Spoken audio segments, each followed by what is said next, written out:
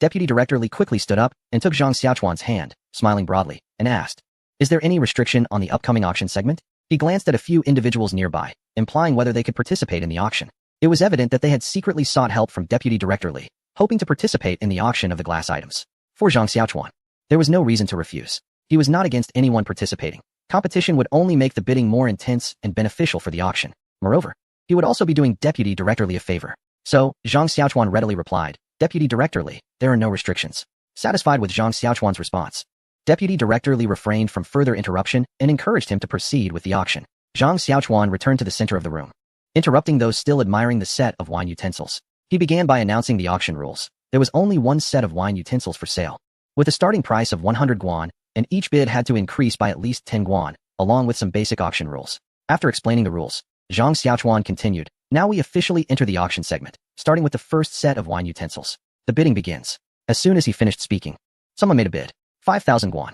The bid was crisp and clear, representing a 50-fold increase. The room fell silent, everyone stunned by the price. Zhang Xiaochuan was also taken aback by the sudden bid of 5,000 guan, and upon looking, he realized it was Liao Kuan who had placed the bid. This price was indeed high, equating to around 30 million in today's terms. However, it wasn't necessarily unreasonable, for in this era, glass was quite precious, accessible only to royalty and certain nobles. A transparent glass utensil set like this could easily be worth a fortune. The sudden bid left everyone shocked, and no one seemed willing to raise their bid. Zhang Xiaochuan found himself momentarily at a loss. Then Liao Kuan's voice came through again.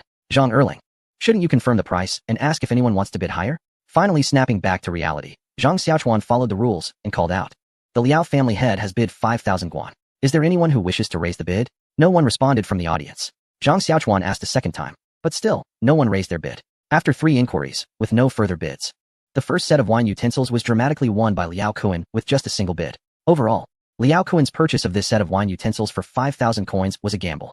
Some people marveled at Liao Kuan's bold move, while others regretted not raising their bids further. Undoubtedly, Liao Kuan had won this bet. Chapter 030. The Legend of the Dragon Pearl. Next, Zhang Xiaochuan brought out a tea set, which included a large glass teapot, 2 glass tea canisters, and 8 glass cups. The design of the glass cups resembled modern coffee mugs with handles, and like the previous wine utensils, there was a space for displaying the glass cups. Due to the larger size of the tea set compared to the wine set and the reference price from the earlier auction, the starting price was set at 500 coins, with a minimum increment of 50 coins for each bid. The auction for the tea set did not see any fixed price bids, nor did it have increments of just 50 coins. Most bidders increased their bids by 1 or 200 coins, with some even bidding several hundred coins. It ultimately sold for 13,000 coins. At this moment, everyone sighed in admiration, realizing that Liao Kuan had indeed played it well, having made a significant profit with his 5,000 coin bid. The third group of auction items was a dining set, consisting of 4 glass soup bowls, 8 glass plates, and 8 glass bowls. This set of glassware was considerably larger than the previous 2 groups. The glass items were packed in 2 boxes, and due to the challenges of creating larger glass items in ancient times, the price was set higher, starting at 1,000 coins. However, this starting price lost its significance when the first bid jumped to 8,000 coins, clearly indicating that this price would not be achievable. In the end, the dining set was sold for a high price of 28,000 coins. With the completion of the third group, Zhang Xiaochuan was filled with excitement. Initially, he intended to give the items away for free, but later decided to auction them, hoping to get a few hundred or 1,000 coins. He never expected the final price to be so high, totaling roughly 42,000 coins. This was truly astonishing, and it seemed he had underestimated the current value of glassware in the world of the wealthy. Zhang Xiaochuan quietly calculated that 42,000 coins would be approximately 2 to 300 million in today's currency. At this moment, Uncle Fu was also thinking about the total amount raised at the auction. When he arrived at the figure, he nearly gasped in shock. After stabilizing his emotions, he looked at Su Dainio, only to find him calm and composed. In reality, Su Dainio had no idea what was happening and could not calculate the total amount sold. Uncle Fu, not willing to give up, turned to Yao Yao, but to his surprise, she was just as calm. He couldn't help but lament that he was the only one who was inexperienced. However, when he glanced at Zhang Xiaochuan, he noticed that he was even more nervous. Trembling as he stood, it turned out he was not the only one feeling inexperienced, which gave Uncle Fu a little more confidence. Zhang Xiaochuan's voice trembled as he spoke, having never seen so much money in either of his lifetimes. Although the money had not yet been received, it was essentially a done deal. Trying to appear calm, he said with a shaky voice, "Thank you all for your support of the Zhang family's glassware. This part of the auction has concluded." Wait. Just as Zhang Xiaochuan was finishing his sentence, he was interrupted by a merchant. Although he felt somewhat displeased, the focus was now on the rewards for finding foreign plants. So he asked, "Do you have any advice?" At the beginning, the host presented 4 pieces of glassware for display and then proceeded to auction them. The previous 3 sets of auction items corresponded to the earlier glassware, and I was eagerly anticipating the auction of this 4th set of glass beads. However, it seemed to have ended abruptly. In fact, besides this merchant, there were others who shared the same question. Unfortunately, the ultimate treasure prepared by Zhang Xiaochuan was precisely these glass beads, which were intended to attract interest in seeking foreign plants, but they were not for sale. Zhang Xiaochuan honestly replied that the glass beads would be available in a later segment, but not in today's auction. If anyone wanted to purchase them, they could arrange a time for further discussion after the gathering ended. Seeing that there were no further questions, Zhang Xiaochuan added that those who had successfully bid on the glassware should register with Mr. Fu and pay a deposit of 50 coins, with the balance due within 3 days to collect their items. Otherwise, the auction would be void. He then instructed Su Dainiu to bring up a box. From the way he walked, it was clear that the box was somewhat heavy. Once the box was placed down, Zhang Xiaochuan opened it to reveal a piece of raised red silk, obviously covering a semi-spherical object the size of a football. Instead of unveiling the silk, he began to tell a story. Legend has it that in ancient times, there was a giant flood dragon that, after 1,000 years of hard cultivation, finally transformed into a dragon. This transformation was a defiance of fate, requiring the dragon to undergo a tribulation of thunder to succeed. The process was extremely perilous. A moment of carelessness could lead to death. The giant flood dragon exhausted its final magical powers to overcome the last wave of thunder and successfully transformed. However, the dragon pearl that formed was weak due to insufficient spiritual energy and needed to absorb the spiritual power of heaven and earth to reach its peak state. Without this replenishment, it was incredibly weak. Just as the dragon was about to absorb more energy, a sorcerer appeared and, without hesitation, attempted to slay the dragon to seize the pearl. The dragon fled desperately, but the sorcerer was also powerful, and their chase lasted for 7 days and nights. One day, the dragon, exhausted and unable to flee any longer, knew it was doomed but did not want to make it easy for the sorcerer. Therefore, it gathered all its essence and blood to explode, taking the sorcerer down with it.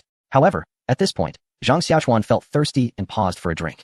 The story was quite long, and the merchants who initially showed impatience were now urging him to continue as soon as he stopped. Observing their eager expressions, Zhang Xiaochuan considered teasing them by saying he would save the rest for next time, but he realized that if he did so, the wine cup he had given at the start would come back to him in a strange manner. Therefore, he decided against the prank, cleared his throat, and continued. However, at the moment of the explosion, the dragon had left itself a backup plan. The flesh and essence that burst forth were infused with the dragoness spirit and did not dissipate, but instead coalesced into 9 pseudo-dragon pearls, flying in all directions, each containing a star, numbered from 1 to 9. It is said that if someone finds these 9 pearls and gathers them together, they will merge into a true dragon pearl, allowing the giant dragon to be reborn. In gratitude, the dragon would grant the finder a wish. Hearing this, and glancing at the spherical shape created by the object beneath the red cloth, the crowd couldn't help but gasp in awe, collectively thinking of 2 words, dragon pearl. Indeed, it was the dragon pearl. As Zhang Xiaochuan spoke, he pulled down the red cloth covering the object, revealing a helmet-sized, smooth, transparent spherical glass that refracted dazzling light under the sun. Inside the transparent sphere was a black pentagram, exuding a sense of depth and mystery, as if it held some magical power. The brilliance of the glassware was instantly overshadowed by the emergence of the sphere, captivating everyone present. No one expected to witness such a shocking treasure today, feeling that just a glance was worth a lifetime. Chapter 031. Kalami Zhang Xiaochuan continued. This sphere is crafted based on legend. If you look closely at the black star inside, you can see a hint of red swirling around. This is actually a top-grade dragon bloodstone, so dark it appears red. I'll buy the dragon sphere. Name your price, interrupted the merchant who had spoken earlier. As I mentioned before, this is not for sale. However, I will reveal how to obtain it shortly. He continued to introduce the dragon sphere, explaining that the top-grade dragon bloodstone was also acquired by chance, making it limited in quantity. Ultimately, only dragon spheres ranging from 1 to 8 stars were created.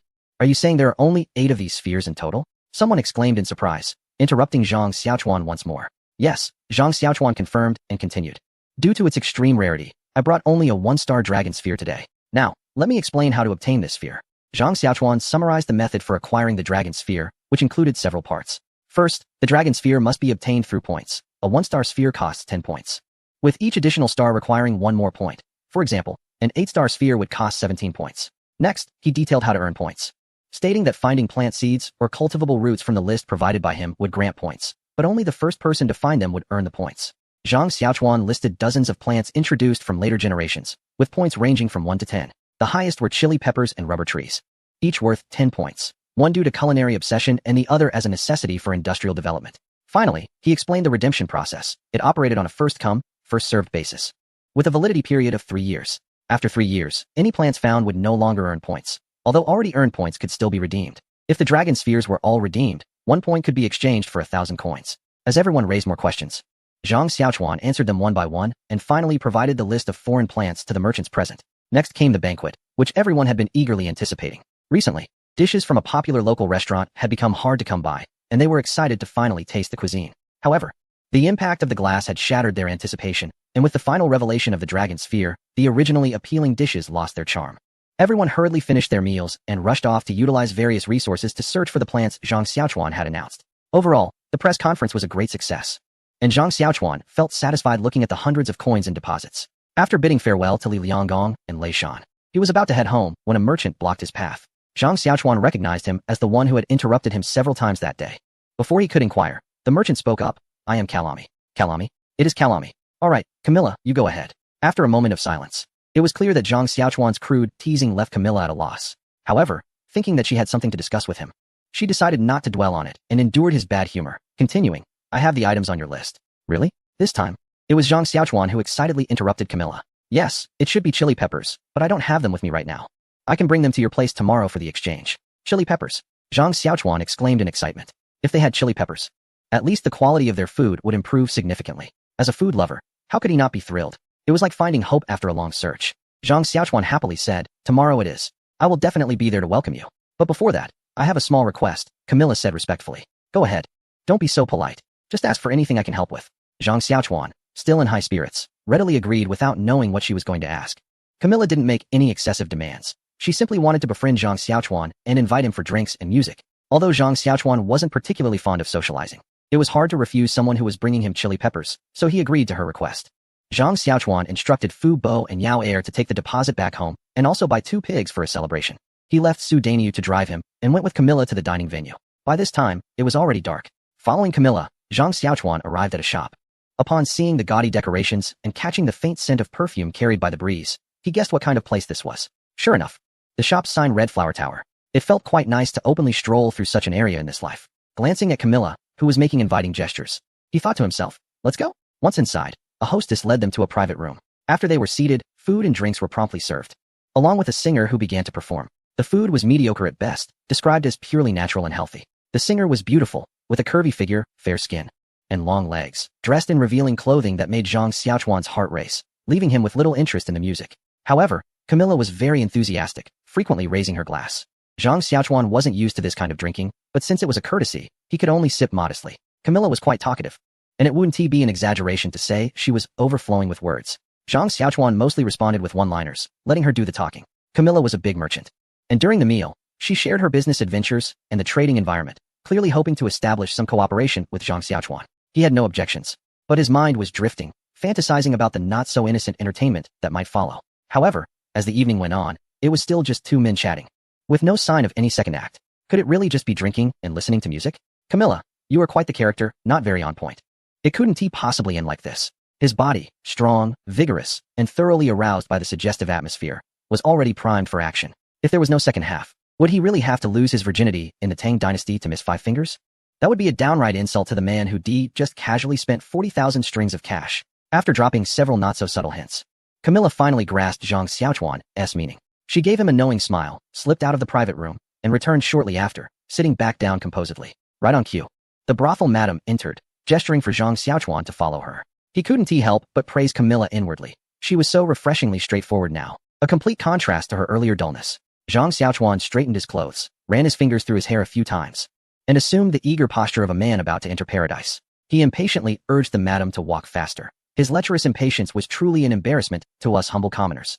The madam led him out of the pleasure house, through the rear garden, and stopped before a small courtyard. Your lady awaits inside, she said, then turned and left without another word. Zhang Xiaochuan pushed open the courtyard gate and walked straight in. Directly opposite the entrance stood the main chamber, its door wide open. Warm, flickering candlelight spilled out, swaying gently with the breeze, casting a hazy, romantic glow that stirred the senses. Chapter 032. A magical night at the brothel inside the room. The outer chamber held a low table laden with food and wine. Kneeling beside it was a young woman, around 20 years old, with fair skin and delicate features.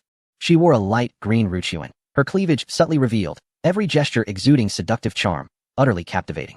Though Zhang Xiaochuan had seen countless suggestive videos and images online in his past life, this was his first time encountering a real, live courtesan. The sheer intensity of the moment defied description. Unsure how to begin, he awkwardly sat down beside her. Internally, he was still wrestling with himself. Should I just pounce right away? Or should I build up some mood first? But what even counts as mood building here? Flustered, conflicted, and blushing furiously from pent-up tension, suddenly, a wave of tenderness washed over him. The girl's soft, boneless body pressed against his side. Her slender hand gently looped around his arm, sending a jolt of pure pleasure straight to the crown of his head, and instantly reflected downward, causing him to pitch a very noticeable tent. Though Zhang Xiaochuan's mind belonged to a 40-year-old man, his initial hesitation vanished the moment things got physical. Without restraint now, he wrapped a bold arm around the girl's slender waist and began roaming freely with his hands. But just as he started exploring, the girl sprang away like a startled fawn. Before Zhang Xiaochuan could even process his shock, her voice rang out. I thought you were a virgin, just teasing you for fun. Turns out you're a seasoned player. Damn, you really had me fooled. The moment she spoke, she dropped into coarse slang, but beauty carries its own natural filter. Even her vulgar words sounded alluring. Zhang Xiaochuan bristled slightly. In a man's eyes, being called a virgin was deeply humiliating, utterly unacceptable. What is wrong with being new or experienced? He retorted. I came here for this, didn't I? Where exactly did I look like a rookie? If you're not a rookie, then you must be, you never seen a real beauty before, drooling over me like some dumbstruck idiot, staring like a village fool. Though those few pinches were pretty damn good, melted my bones right off. She giggled merrily, the sound light and playful. The beautiful girl swore without feeling any filth. Instead, it added a unique flavor to the moment. When she smiled, her charm was even more pronounced. Zhang Xiaochuan was already burning with desire, and with this provocation, he immediately lunged at the girl like a hungry tiger pouncing on its prey. However, the girl was surprisingly nimble. In the back and forth of lunging and dodging, Zhang Xiaochuan felt a significant difference. His body was too weak to catch her, and he estimated he would tire out before even getting to bed. Then he thought to himself, I paid for this, even though it was someone else's treat. The customer is always right. So he said, is this how you plan to serve your guests? If so, I might as well go find someone else to discuss this with. This remark actually worked. The girl stopped. But her words were sharp. You look so weak, yet you're quite the lecher, bullying others. Zhang Xiaochuan found it amusing and thought, this is a legal transaction, a consensual exchange. How did it turn into me being a brute? He replied, this is a mutual affair. I paid for some entertainment. How can you make it sound so disgraceful? Don't play the victim with me. What do you want to do? Just say it. Zhang Xiaochuan assumed that this shy demeanor was just a tactic to ask for more money. Unfortunately, he was mistaken. The girl simply wanted to tease him. She introduced herself. Well, we need to get familiar first. My humble name is Pei Ro. I'm Zhang Xiaochuan. I don't know anything about poetry or literature. Before Pei Ro could finish, Zhang Xiaochuan interrupted. She was unwilling to accept this and continued. I don't know about music, chess, calligraphy, or painting either. Zhang Xiaochuan interrupted her again. Feeling frustrated. Why do we need poetry and arts in a brothel? I'm not here to take a test. Ancient people really have strange minds. It's better to be direct. Pei Ro pouted, seemingly angry, but secretly delighted to see Zhang Xiaochuan's frustration. Pretending to be upset, she said. You can't do this or that, yet you still dare to come to a brothel. Zhang Xiaochuan initially thought about arguing back, but decided against it. Thinking it was pointless to explain himself to a courtesan, he then said, I'll go find someone else to chat with. Seriously, all you can do is look for someone else? Why don't you tell me what you can do? Pei Ro's tone softened. She didn't really want to push Zhang Xiaochuan too hard. I can tell many strange tales and stories about rare treasures. As soon as Zhang Xiaochuan said this, Pei Ro perked up, clearly very interested. Then tell me a strange tale. I love hearing stories. Seeing her eager expression, Zhang Xiaochuan felt a sense of satisfaction. Finally gaining some ground. After a moment of thought, he began. In Taiyuan, there was a scholar named Wang who, early in the morning, encountered a woman. Zhang Xiaochuan was referring to the story Hua Pai from Strange Stories from a Chinese Studio, when he described how Wang stealthily approached the window to peek inside, only to see a horrific ghost with a greenish face and jagged teeth. The ghost laid out a human skin on the bed and was painting on it. He suddenly stopped. Pei Ro, who was engrossed in the story, stared at him blankly, as if asking, what happened next? Zhang Xiaochuan shrugged. The book I read was incomplete. It ends here. Pei Ro was filled with anger. If I believed you, that would be strange. But there's nothing I can do when I'm upset. If this little thief doesn't speak, there's really no way out. With that, she pressed half of her body against Zhang Xiaochuan. This newly grown young body couldn't handle it, and immediately a tent was pitched. Zhang Xiaochuan awkwardly shifted his body and said, besides stories, I have treasures too. We'll tell stories on the bed later. But today let me show you what a precious glass bead is. Saying this, he took out a bag from his bosom, rummaged inside, and pulled out a bead, which was the glass bead from the press conference earlier that day. Zhang Xiaochuan held the bead up to the light, and the candlelight illuminated the transparent glass bead, making it appear even more mysterious and noble. Pei Ro's eyes instantly lit up. Indeed, women have no resistance to shiny things. Zhang Xiaochuan thought to himself, this is secure now. Just as he was preparing to use the glass bead for the next move, he suddenly saw a flash in front of him as a figure darted by, and then the glass bead was snatched away. Just as Zhang Xiaochuan was about to shout to catch the thief, he caught a whiff of a familiar fragrance. Looking closely, the girl who snatched the glass bead was also a young girl, who immediately exclaimed, wow, this is the much-talked-about dragon bead from today. As she lifted the bead and turned it over in front of her eyes, she mumbled, why are there no stars inside? What does that have to do with you? Zhang Xiaochuan snatched the bead back, and he had already recognized the person. It was the girl who followed Yang Xuanjue at the private school. He couldn't help but feel a bit annoyed and said displeased, "Why are you everywhere?" Chapter 033, I am Yang Yuan. Seeing Zhang Xiaochuan's fierce expression, the girl hid behind Pei Rou, looking somewhat wronged, but she did not back down. "I will care about it. You are the one who is everywhere. Instead of learning some decent skills, you're young and already seeking pleasure. How shameless." Since the incident at the private school, Yang Yuan had been paying attention to Zhang Xiaochuan, so she knew that the glass bead was developed by him. "I don't know what you're talking about. Are we familiar with each other? Who are you?" Zhang Xiaochuan was too lazy to waste words with this girl and impatiently retorted. In ancient times, well-bred young women rarely introduced themselves by name, but Yang Yuan earnestly replied, "I am Yang Yuan." "You are Yang Yuan?" Zhang Xiaochuan stuttered halfway through his sentence, feeling as if he had been struck by lightning. Living Yang Yuan. No, how could Yang Yuan be in Suzhou? What a coincidence. Zhang Xiaochuan hurriedly asked, "Is your father's name Yang Xinyan?" Although Zhang Xiaochuan's question was somewhat baffling and impolite, Yang Yuan still answered honestly, "Yes, that is my father's name." "Got it, no? Ask more. Do you have a sister named Yang Yunyao?" "How do you know my sister's name?" This retort confirmed everything. Zhang Xiaochuan could hardly believe he had encountered one of the four great beauties of ancient times, Yang Yuan. Now, looking at Yang Yuan, although she was still very young, her captivating beauty was already beginning to show. Zhang Xiaochuan pinched his thigh and muttered to himself, "That hurts. It seems I'm not dreaming." Zhang Xiaochuan's inexplicable words and actions drew Yang Yuan's dissatisfaction. "How mysterious. My name is Yang Yuan. Is there a problem?" "No, no problem at all. But even if you are Yang Yuan, you can't take my glass beads and disturb my peaceful rest." Zhang Xiaochuan had recovered from the shock of encountering Yang Yuan. Then, in a moment of realization, he entered a carefree mode. After all, Yang Yuan was a person who would be at the center of attention in the future, and such individuals always brought endless troubles. It was better to keep a distance. With that thought, he felt relieved. After all, what connection did he have with Yang Yuan? Stingy, Yang Yuan said, feeling a bit dejected. Zhang Xiaochuan looked at Yang Yuan and then at Pei Rou. Suddenly, he realized that Yang Yuan was likely not a local courtesan, but her presence here was quite out of place. He coldly pointed at Yang Yuan and asked Pei Rou, "Why is she here? Can't you explain?" Seeing that Zhang Xiaochuan seemed genuinely angry, Pei Rou recounted everything. It turned out that Pei Rou and Yang Yuan were childhood playmates. Unfortunately, Pei Rou's family had fallen on hard times, leading her to work in this establishment, but Yang Yuan often sneaked in to visit her. Now that Yang Yuan was about to go to Chang'an with her uncle, she had come to catch up with Pei Rou. Unexpectedly, a false mother had instructed Pei Rou to serve Zhang Xiaochuan, and Yang Yuan had asked Pei Rou to play a prank on him. Upon hearing this, Zhang Xiaochuan finally understood that it wasn't that the ancient courtesans had many rules, he had been the one being played with. After Yang Yuan's interruption, Zhang Xiaochuan had lost all interest. Moreover, having been busy all day, he felt sleepy and decided to let Pei Rou and Yang Yuan go to the side room while he took a rest. After all, he had paid for this, so it wasn't unreasonable to sleep in the main room. Pei Rou and Yang Yuan had no objections and left together. Just as they were about to exit, Yang Yuan turned back with tears in her eyes to look at Zhang Xiaochuan, her expression truly heart-wrenching.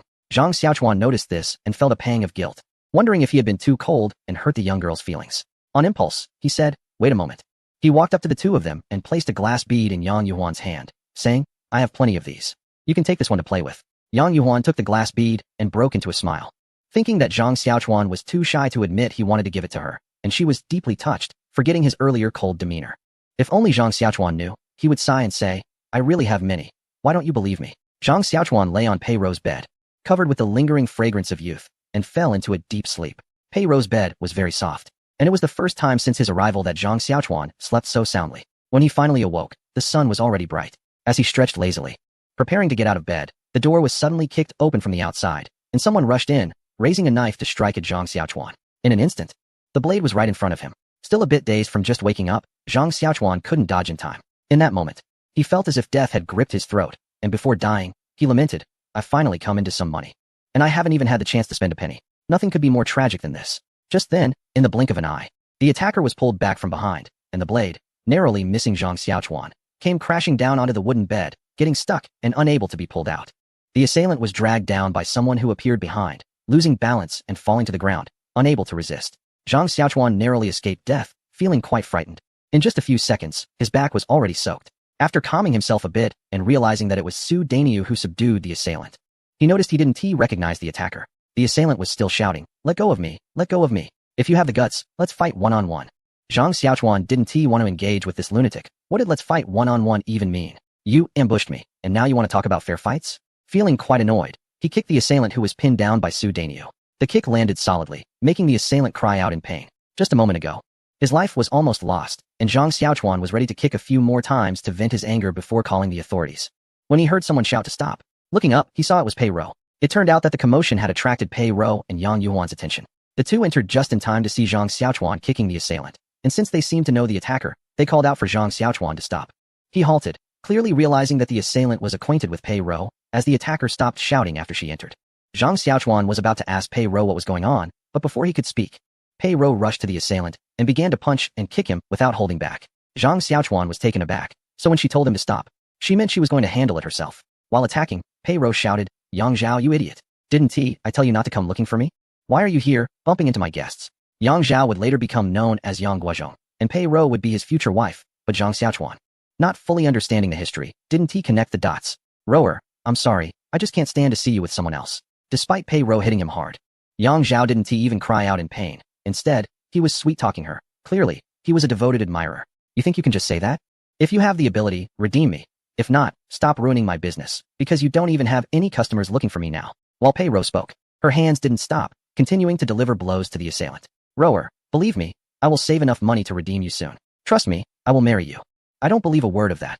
How many times have you said it?" Just then, Zhang Xiaochuan shouted, "Enough." At first, Zhang Xiaochuan thought Pei Rou had come to plead for the assailant's release, but instead, it turned into a love talk. At this rate, they might chat until dark, and he still hadn't dealt with the assassination attempt. So he interrupted Pei Rou, saying, "This bastard almost killed me just now. And you two are flirting in front of me? Do you think I'm some kind of pushover?" Pei Rou was startled. How could he have almost killed Zhang Xiaochuan? She quickly stopped. Pei Rou knew Zhang Xiaochuan's identity. Although the Zhang family in Suzhou was often ridiculed for being poor, they were indeed noble and influential. Who didn't he know how much his brother cherished him? If anything happened here, the Zhang family's hundreds of subordinates would tear the place apart. Now, they could only wait for Zhang Xiaochuan to decide what to do. The more I thought about it, the more fearful and angry I became. And I couldn't help but curse Yang Zhao. "One day, you'll be the death of me." Zhang Xiaochuan signaled Su Danyu to tie up Yang Zhao first. This guy was resisting again, claiming that he was an official and couldn't be bound. As a result, Pei Rou shot him a glare, and Yang Zhao obediently complied. Zhang Xiaochuan looked him over carefully. Yang Zhao was indeed handsome, but slightly sleazy. He addressed the already bound Yang Zhao. "Now tell me, why do you want to kill me?" This guy was still uncooperative, so Zhang Xiaochuan turned to Pei Rou, and sure enough, he immediately softened. He recounted the events leading up to this, which were pretty much what Zhang Xiaochuan had guessed. It was a classic story. A poor loser falls in love with a courtesan. Yang Zhao was better off than a loser, as he was the county constable, equivalent to a county police chief, but unfortunately, he couldn't afford to buy Pei Rou's freedom and couldn't bear to see the woman he loved with other men. So he had been causing trouble, having threatened a client who liked to visit Pei Rou just the day before. When he heard that someone had requested Pei Rou last night, he lost it and came looking for trouble. Normally, he would just scare people off. But this time he didn't hold back, which almost cost Zhang Xiaochuan his life. Well, the situation was clear now, and Zhang Xiaochuan didn't feel like wasting any more time. He intended to report it to the authorities. At that moment, Pei Rou jumped out, pleading with Zhang Xiaochuan to spare him. The crime of attacking a noble's son was serious. At best, he would lose his position and be exiled. At worst, he could end up dead. "My lord, although he was wrong to confront you, there were reasons behind it. I beg you to spare him this time. If you agree to let him go, I am willing to pay any price." Although Pei Rou had just cursed Yang Zhao, she was clearly defending him at a critical moment, showing her true feelings. Zhang Xiaochuan was moved by this, but he had nearly lost his life and had been greatly frightened. He had to make this guy pay a price. As Zhang Xiaochuan pondered how to deal with Yang Zhao to vent his frustration while still letting him go, others misinterpreted his contemplation as considering whether to spare him, prompting Yang Yuhuan to jump in. "Rower, don't plead for him. If you have the ability, just kill me. Don't make it hard for Rower." Yang Zhao panicked, fearing Zhang Xiaochuan would make excessive demands. Zhang Xiaochuan, annoyed by Yang Zhao's voice, ordered Su Danyu to gag him. "My lord, I beg you to spare my cousin. Yunu is willing to meet any of your demands." When Zhang Xiaochuan saw Yang Yuhuan also pleading for him, he felt he should give some face to the future noble consort, but he was curious about this cousin's situation. Seeing that Zhang Xiaochuan had not yet responded, Yang Yuhuan gritted her teeth and took out the glass bead that Zhang Xiaochuan had given her yesterday, saying, "How about I return this glass bead to you? I beg you." The round glass bead sparked an idea in Zhang Xiaochuan's mind on how to deal with Yang Zhao. Thinking about what to do next, a smile involuntarily appeared on his face. Yang Yuhuan thought the glass bead had worked, so she hurriedly handed it to Zhang Xiaochuan. However, he did not take it but asked her to put it away. Zhang Xiaochuan said, "Letting him go is possible, but I almost lost my life. He must pay some price." Hearing that Zhang Xiaochuan had finally relented, Pei Rou quickly asked, "What kind of price are you talking about? What brings trouble also brings consequences." Zhang Xiaochuan said mysteriously, leaving everyone confused. He didn't care about that, and instead sent Yang Yuhuan and Pei Rou out. As soon as they stepped outside, Zhang Xiaochuan slammed the door shut. The two were not the calm type either. Seeing Zhang Xiaochuan's mysterious demeanor, They immediately pressed against the door to listen. Hearing the two inside talking, Erlang, how should we make him pay the price? Weren't we just discussing this? Why do you think he came to kill me? For Pei Xianyang. Right, but not entirely. It should be said that he came to kill me because of a woman, so we need to kill Pei Xianyang. Kill. No, I mean we should eliminate his thoughts about women. To remove the root of the problem, simply put, to eradicate it. Eradicate. Erlang, you want it. Exactly. Pei Ro's heart sank when she heard this because she realized that Zhang Xiaochuan intended to cut off Yang Zhao's lineage. However, Yang Yuhuan, who was still innocent, looked at Pei Ro's pale face and asked, what does eradicating mean? Is it serious? I can see you're not well. Pei Ro opened her mouth to speak, but swallowed her words. 2 lines of tears flowed down her cheeks as she choked out. Perhaps this is his fate. Who told him to mess with the wrong person? At that moment, voices came from inside again. Erlang, this is hard to do. Indeed, it's a bit tricky. It's too small. Big Nyo, why don't you hold it, and I'll do the cutting. Yang Zhao squirmed, but could only make muffled sounds. Slap. A hand struck Yang Zhao's face, leaving him dazed. Shut up. Oh, I'm not talking. Be good. I've never held a man's. How about you, Erlang? Don't say any more. I won't hold it. Let me think. Got it. Suddenly, the room fell silent, and then with a creak, the door opened. The two pressed against the door, lost their balance, and fell into the room, awkwardly looking at Zhang Xiaochuan. He let Pei Ro stay and sent Yang Yuhuan out again. Zhang Xiaochuan said to Pei Ro, you go hold him. I want to help him completely eliminate the trouble. Pei Ro hesitated, but Zhang Xiaochuan's next words shattered her resolve. Anyway, only one head can stay. Your next actions will determine which head remains. Yang Zhao was still squirming, trying to resist, but it was all in vain. Pei Ro, in tears, trembling, grabbed Yang Zhao's vital part.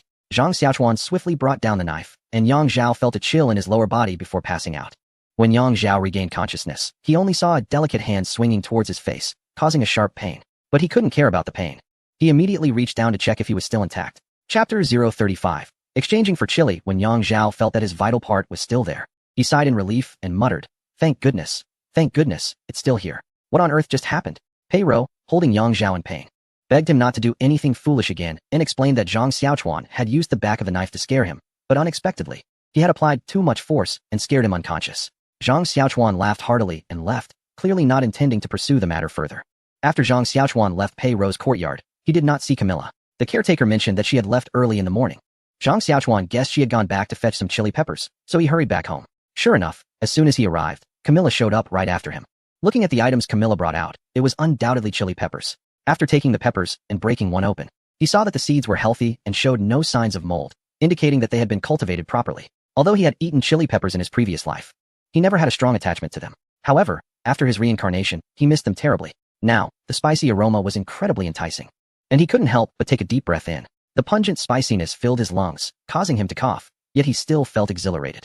Camilla watched this and couldn't help but wonder if Zhang Xiaochuan was a bit strange, wiping away the tears and sweat caused by the spice. Zhang Xiaochuan took a sip of water to compose himself and turned to Camilla, saying, there's no problem with the goods. I'm very satisfied. Normally, I would wait until I cultivate them to complete the bounty, but since this is the first batch found, I will waive the cultivation verification step. Hearing this, Camilla felt very happy and quickly expressed her gratitude. Thank you so much. I just wonder about the reward for this bounty, she said, hesitating slightly. Although she was being a bit forward, she really wanted the Dragon Ball that Zhang Xiaochuan had previously offered. Zhang Xiaochuan didn't mind her directness. This bounty can be redeemed now. I just need to know if you want points or to exchange for a Dragon Ball. As soon as he finished speaking, Camilla responded immediately, exchange for a Dragon Ball. Alright, but the points earned from providing chili peppers can only be exchanged for a 1-star Dragon Ball. No problem. I appreciate it, she replied. Zhang Xiaochuan called for Fu Bo to go to the warehouse and retrieve the Dragon Ball. While waiting for Fu Bo, Camilla brought up her interest in purchasing glass. In fact, Zhang Xiaochuan had already mentioned during the press conference that due to the difficulty in producing glass, there was currently no stock available, but a store would be opened in the Shuzhou market soon to avoid constant requests. He reiterated, as I stated at the press conference, there is no stock available at the moment, but it will be ready in a while. Camilla brought it up again, clearly not believing Zhang Xiaochuan's words. As a savvy merchant, she sensed that he might have stock, and she was eager to negotiate to secure a purchase. Young lord, I have nearly purchased all the goods here and will be returning home soon. I hope you can understand and sell me a few more items. I really don't have any, Zhang Xiaochuan insisted. To his surprise, Camilla's next words made him reconsider. Why not listen to my proposal? I have information about rubber trees on your list, but it's difficult to obtain. If I can bring back more glass, I'm confident I can also bring back the plants you want. Upon hearing this, Zhang Xiaochuan became interested, but he was also skeptical. Aren't rubber trees found in the Americas? Would they be in this region? However, since they had already obtained chili peppers, having rubber trees was not entirely impossible either. Although these things are not everywhere in the Americas, they are quite common. Unfortunately, I currently do not have the means for sailing, otherwise, acquiring them would be a matter of minutes. I casually said, really? That's great. As for the glass, it's easy to discuss, but I wonder how long it will take to bring it here. Zhang Xiaochuan took the opportunity to propose his condition, which was the timeline for obtaining this item. Camila thought for a moment and said, it will take about a year. Upon hearing this, Zhang Xiaochuan felt frustrated. In ancient times, everything seemed to take months or even years, which was unbearable. No, that's too long. I hope to receive it in 3 months. He offered a significantly reduced price. Camila immediately became anxious, insisting, no way, it will take at least 6 months, not a day less. All right, 6 months it is. Zhang Xiaochuan was surprised that the time could be compressed to half a year, so he readily agreed. Camila, seeing his quick agreement, exclaimed that he was too cunning. To which Zhang Xiaochuan thought it wasn't him being cunning, but rather the bargaining tutorials of the internet that were clever. He was just blindly negotiating. In terms of pricing, Zhang Xiaochuan did not disappoint Camila, selling the items to her at 1/10 of the auction price, which made her extremely happy. In fact, this was the price Zhang Xiaochuan intended to set when he opened his store. Regular sales prices shouldn't be too high, as these items would eventually become very inexpensive. Zhang Xiaochuan also had a requirement. He hoped that Camila would settle the payment in gold and silver, which suited her perfectly. The two parties happily reached an agreement, waiting for Camila to bring the payment to complete the transaction. After sending Camila off, Uncle Fu approached Zhang Xiaochuan, looking very anxious. Erlang. The auction said the remaining payment would be delivered within 3 days. It's already noon, and no one has come with the money. What if they change their mind? I'm really worried. Zhang Xiaochuan reassured him, don't worry, there shouldn't be any problems. After all, such a large sum of money can't just be taken out casually. It will take some time. Zhang Xiaochuan was indifferent. If they didn't come to settle the payment, he could easily hold another auction. Really? But I can't shake off this uneasy feeling. Do you think we sold it too expensively? After all, the cost. Uncle Fu hesitated. He knew how glass was made, and the main costs were just stones and plant ash, making the material costs almost negligible. Thus, Uncle Fu felt guilty about the high price. Zhang Xiaochuan could only sigh at Uncle Fu's kindness, stating that transparent glass is currently a scarce product, and the market determines its value, so there is no reason for guilt, as luxury goods are never related to cost. He continued to reassure him, the price is fine. It's all based on their offers. No need to worry, just wait a bit longer. Didn't they say 3 days? Just as he finished speaking, a commotion was heard outside. When he went out to check, it was the delivery of the remaining payment for the glass. Uncle Fu immediately led them to the warehouse with enthusiasm. Zhang Xiaochuan looked at the long line of carts with a frown, although the sum was considerable. Dealing with this whole cartload of fabric and copper coins was quite troublesome. Anyway, with Uncle Fu involved, Zhang Xiaochuan went to the village to see the pig slaughtering. Chapter 036. I want to build a new house. Yesterday, he instructed Uncle Fu to buy 2 pigs, and now, second brother Mo was arranging for people to carry out the slaughter. The noisy scene of the pig slaughtering reminded him of the memories of slaughtering pigs during the New Year when he was little and carefree. Later, when he went to college and moved from the countryside to the city, he never saw pig slaughtering again, and he also lost that carefree smile. Thinking about it, he had been in this era for over a month, unsure whether it was all just a dream. In any case, if he had traveled here, he wanted to live well, achieve financial freedom, and lie back comfortably in this era, treating it as a simulation of life. Now that he had money, the next step was to use it to improve his quality of life. At that moment, second brother Mo noticed Zhang Xiaochuan, who was still lost in thought, and walked over to greet him. Erlang, you're here. On behalf of the brothers, I thank you for arranging the pigs. It's been a long time since we've had such a lively gathering. We're all family, no need for thanks. But how do you plan to eat these pigs? What else? Of course, the fatty meat for oil, and the lean meat and bones stewed until tender. Just grab and gnaw at it. It sounds delicious, second brother Mo said, swallowing hard. Is that all? Zhang Xiaochuan scoffed, feeling it was a waste for 2 big pigs. It seemed he needed to arrange something himself, so he continued, once the pigs are slaughtered, leave them there. I'll arrange for someone to cook them, so you can see how pork should be eaten. You're not just going to stir-fry it, are you? The last time I had it, it was especially fragrant. Second brother Mo perked up at the thought of Zhang Xiaochuan cooking pork. Something like that, just wait to eat. Zhang Xiaochuan said, then instructed Su Daniu to go to Fulelu to call Su Sa back. Su Sa had previously gone to learn cooking skills with Huang Pengzi, and often helped out at Fulelu when it was busy. Zhang Xiaochuan planned to have Su Sa come back to take charge of the cooking, while also testing whether her skills had improved. After all, the effort he had put into teaching them was for moments like this. Indeed, sitting back and waiting for the food to be served was the most relaxing. After giving the instructions, Zhang Xiaochuan continued to speak to second Uncle Mo. I have something I need to trouble you with. But you must not let Uncle Fu or my elder brother know. Upon hearing this, second brother Mo realized it was likely a big deal and hesitated to agree immediately. Zhang Xiaochuan understood and continued, I was attacked this morning. Second brother Mo was taken aback and quickly asked, were you hurt? Did they catch the assassin? I'm fine, see? I just didn't want my brother and Uncle Fu to worry, which is why I asked you to keep it a secret, Zhang Xiaochuan said, stretching his hands and feet to show he was completely unharmed. Seeing that Zhang Xiaochuan was indeed fine, second brother Mo felt relieved and understood why Zhang Xiaochuan wanted him to keep it confidential. He slightly compromised and said, I can only say that I won't proactively tell Dalong and old Fu. If they ask, I will still have to tell the truth. Do you know why someone tried to assassinate you? Is it related to the glass incident yesterday? No, It's because of a misunderstanding. In short, this matter has already passed. Zhang Xiaochuan hesitated and fabricated a reason, implying that he had been attacked by someone else's partner while trying to solicit companionship. Second Uncle Imo noticed that Zhang Xiaochuan was reluctant to explain the reason, so he didn't press further and continued to ask, since it's all in the past. Why bring it up again? This incident served as a reminder for me. I want to say that I'll be out and about a lot in the future. Could you arrange for 2 people to protect me closely? Although Su Dainyu is strong, he is just not as capable as you guys. As he spoke, he winked at Second Uncle Imo, clearly praising him. That's not a problem. I'll arrange it for you in the next couple of days. Second Uncle Imo readily agreed. Ever since Zhang Xiaochuan found out about his identity and made his subsequent decisions, Second Uncle Imo and his elite guards had effectively become part of the Zhang family. With the arrangements settled, they just needed to wait for Su's wife to prepare the pig slaughter dish. The weather was hot, and cicadas were chirping in the branches. The greenery in ancient times was truly remarkable. The village was filled with towering trees, and the courtyard was shaded, making it a perfect place for today's feast. Tables were set up in the courtyard, and groups of 3 to 5 people gathered around, chatting animatedly, with bursts of hearty laughter echoing. However, the most discussed topic was still today's pig slaughter dish, as the aroma from the kitchen had already filled the entire courtyard, making everyone salivate. Just then, a loud and prolonged call for the dishes to be served rang out, like heavenly music to those seated. Su's wife knew that many dishes were unfamiliar to everyone, so she announced the names of each dish as they were served: stir-fried liver and kidney, spicy stir-fried intestines, braised pork, garlic pork, and cold pig head meat.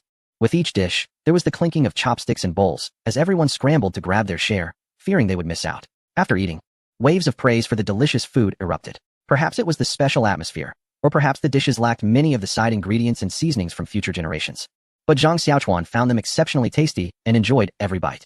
The meal continued until midnight before finally dispersing. The next day, Zhang Xiaochuan had Uncle Fu bring over his elder sister-in-law and second Uncle Imo. Once everyone had arrived, Zhang Xiaochuan spoke up, "With my brother away, I have something to discuss with you, elder sister-in-law and second Uncle Imo." His elder sister-in-law took the cue and said, "Since your brother is often away with the military, you can make the decisions on your own, there's no need to consult us." Second Uncle Imo remained silent, but nodded in agreement. Zhang Xiaochuan continued, "If it were a small matter, I would handle it myself, but this involves more, so I wanted to discuss it with you first." "Then please, go ahead." His elder sister-in-law replied, listening attentively. "Yesterday, I made a bit of money from the glass auction, as you all probably know." Seeing everyone nod, Zhang Xiaochuan continued, "I plan to build a new batch of houses so that everyone can move into new ones." Second Uncle Imo frowned slightly and said, "While this is certainly a good thing, isn't it a bit of an overkill? After all, building so many houses is no small task. Besides, the current houses, though a bit rudimentary, are still quite sturdy. Living in them for another 10 or 20 years won't be a problem at all." What Second Uncle Imo said is very reasonable. Although we've made some money, there are still many places in the village where expenses will be high, his elder sister-in-law added, supporting Second Uncle Mo's suggestion to persuade Zhang Xiaochuan. "Elder sister-in-law, you probably don't know how much I actually earned, do you?" Zhang Xiaochuan asked, a hint of pride in his voice. "That I truly do not know," his elder sister-in-law replied honestly. Mo Lauer had seen the car that delivered the payment, but he only saw the payment from one family, yet it still felt like an astronomical figure.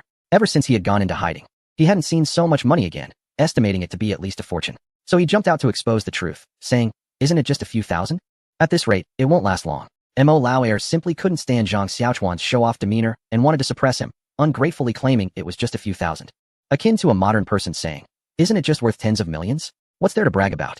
Zhang Xiaochuan, noticing Mo Lauer's disdain, really didn't want to discourage him, but this matter couldn't remain unclear. So he softly said, "Well, it's not just a few thousand, it's 40,000, to be precise. It's 42,000. Zhang Xiaochuan's words were light, but to Mo Lauer, they sounded like thunder. "How much?" 40,000. Mo Lauer stuttered, looking at Uncle Fu for confirmation. Uncle Fu nodded firmly. "All right, I take back what I said earlier. With this much money, you could rebuild a manor for just a few thousand."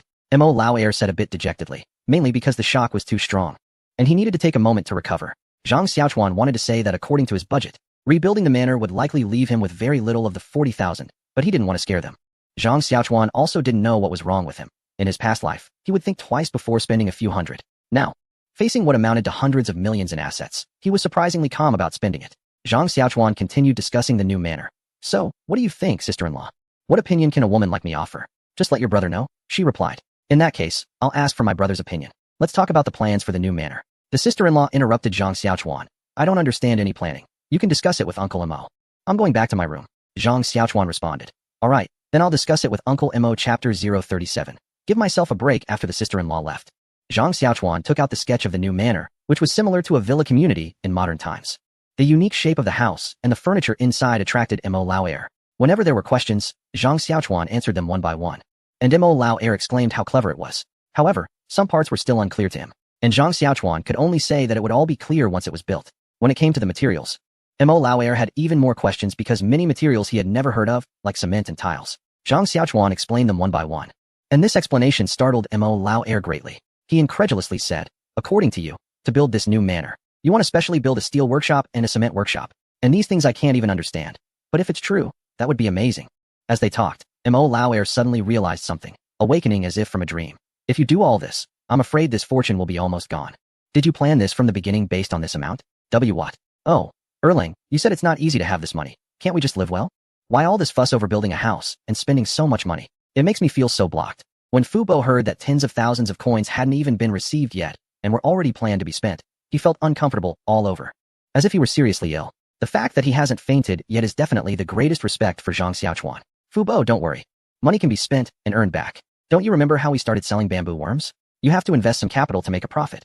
Once these workshops are built, we can also sell to others, which will provide a steady stream of income. Moreover, we have the glass business, which is like a golden goose." Hearing this, Fu Bo relaxed a bit, actually accepting this reality helplessly. An elderly person who guards his wealth doesn't understand investment. He only thinks about spending less. Clearly, this mindset doesn't work with Zhang Xiaochuan.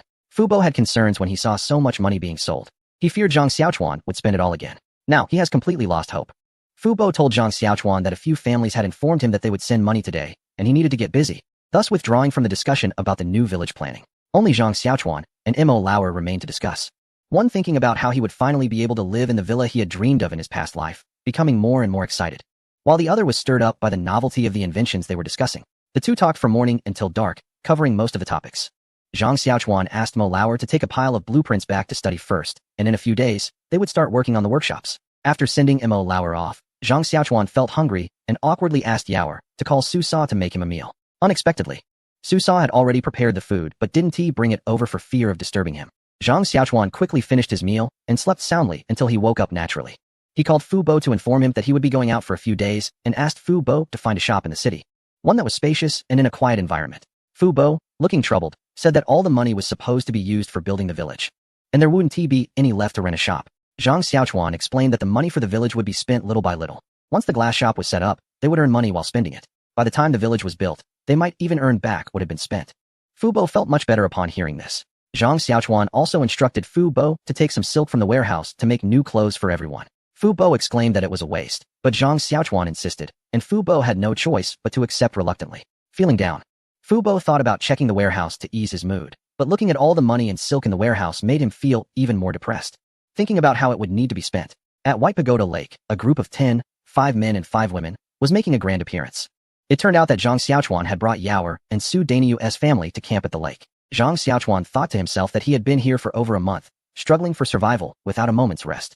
They had all promised to live a new life and not be pitiful workers anymore, but now he was busier than in his previous life.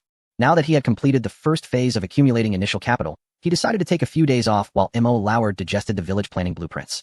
To relax a bit, the other 2 men were personal bodyguards assigned by a certain individual. One was named Tung Yi, who was quite robust and appeared very strong. But after witnessing his agility in scaling walls and crossing ditches, Zhang Xiaochuan felt his own understanding shrink. The other was named Luo Xiaohu, who was somewhat slender but exuded a cleverness. When he lifted a 100-pound stone lock with one hand, Zhang Xiaochuan's perception was once again refreshed.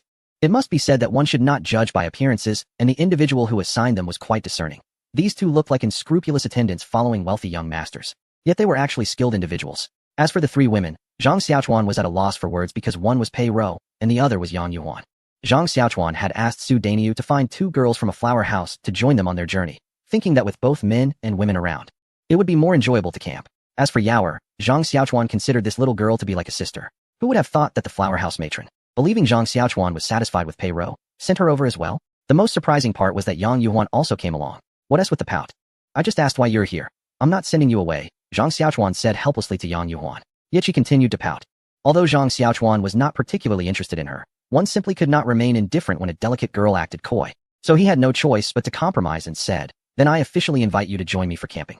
May I ask if the beautiful lady would honor me with her presence?" Yang Yuan shyly smiled. "I don't know what you're talking about." Well, at least her smile indicated that there was no issue. The group found an open area by the lakeside and began to busy themselves. Tung Yi and Luo Xiaohu were in charge of setting up the tents, while Su Daniu's family set up the stove and started a fire. As for Zhang Xiaochuan, He shamelessly took the few beautiful women to the lakeside to enjoy the scenery. Zhang Xiaochuan turned to the other woman, who came with Pei Ro, and asked, "May I know how to address this sister? I am called Xiang Shui." "Xiang Shui, nice name. How about I teach you a game?" he said. Then turned to Yaoer and instructed, "Go get the checkers." When Zhang Xiaochuan opened the box, it revealed 5 colors of glass beads neatly arranged inside. Upon seeing the smooth and shiny beautiful beads, the women immediately became enchanted. Although there were colored glass items in the Tang dynasty, they were usually murky. This kind was rare and could not be possessed without some status. Such vibrant and transparent beads were truly the best of the best, and their allure was evident. After the women admired them for a while, Zhang Xiaochuan began to explain the rules of the game. Once he finished, they started the first round, and unsurprisingly, Zhang Xiaochuan, the inventor, took first place. He then began to teach some checker strategies, and he couldn't help but flirt with Xiang Shui.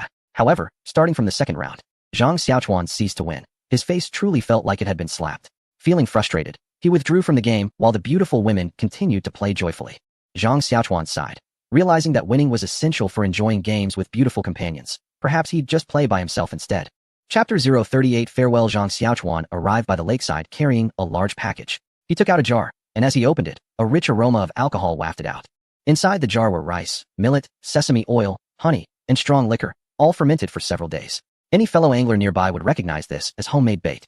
If Uncle Fu knew this was meant for feeding fish, he would probably feel uneasy again. But Uncle Fu certainly didn't know about it now. First, he needed to prepare the bait. After setting up the bait, Zhang Xiaochuan took out fishing hooks, strong line, and a bamboo rod, skillfully assembling a simple fishing setup. He attached a worm and cast it into the lake. The fishing float was pulled underwater by the weight of the bait, and once it settled at the bottom, the float slowly rose back to the surface. Zhang Xiaochuan watched the float standing still in the water, occasionally swaying slightly in the gentle breeze. He closed his eyes, breathing in the unique scent of the natural lake water, mixed with the smell of mud, decay, and the fragrance of flowers and trees. It was hard to describe whether it was pleasant or unpleasant, but it felt very comfortable. He relished this rare fishing time, free from worries about work calls. Feeling incredibly relaxed, the float began to bob up and down, signaling a fish had bitten. After patiently waiting for the fish to fully take the bait, he prepared to lift the rod. Just as he hoped, the float suddenly submerged, and when he lifted the rod, it bent deeply.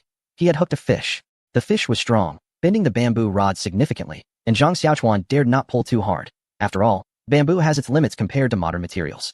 After some tugging, he felt the rod could handle it, so he pulled firmly. With a strong line and sturdy rod, the fish flew onto the shore. At first glance, he thought it was a carp, but upon closer inspection, he realized it was a crucian carp. Zhang Xiaochuan removed the fish from the hook, exhilarated. This was definitely the largest crucian carp he had ever caught in this life, or the last, estimating it weighed around 2 pounds.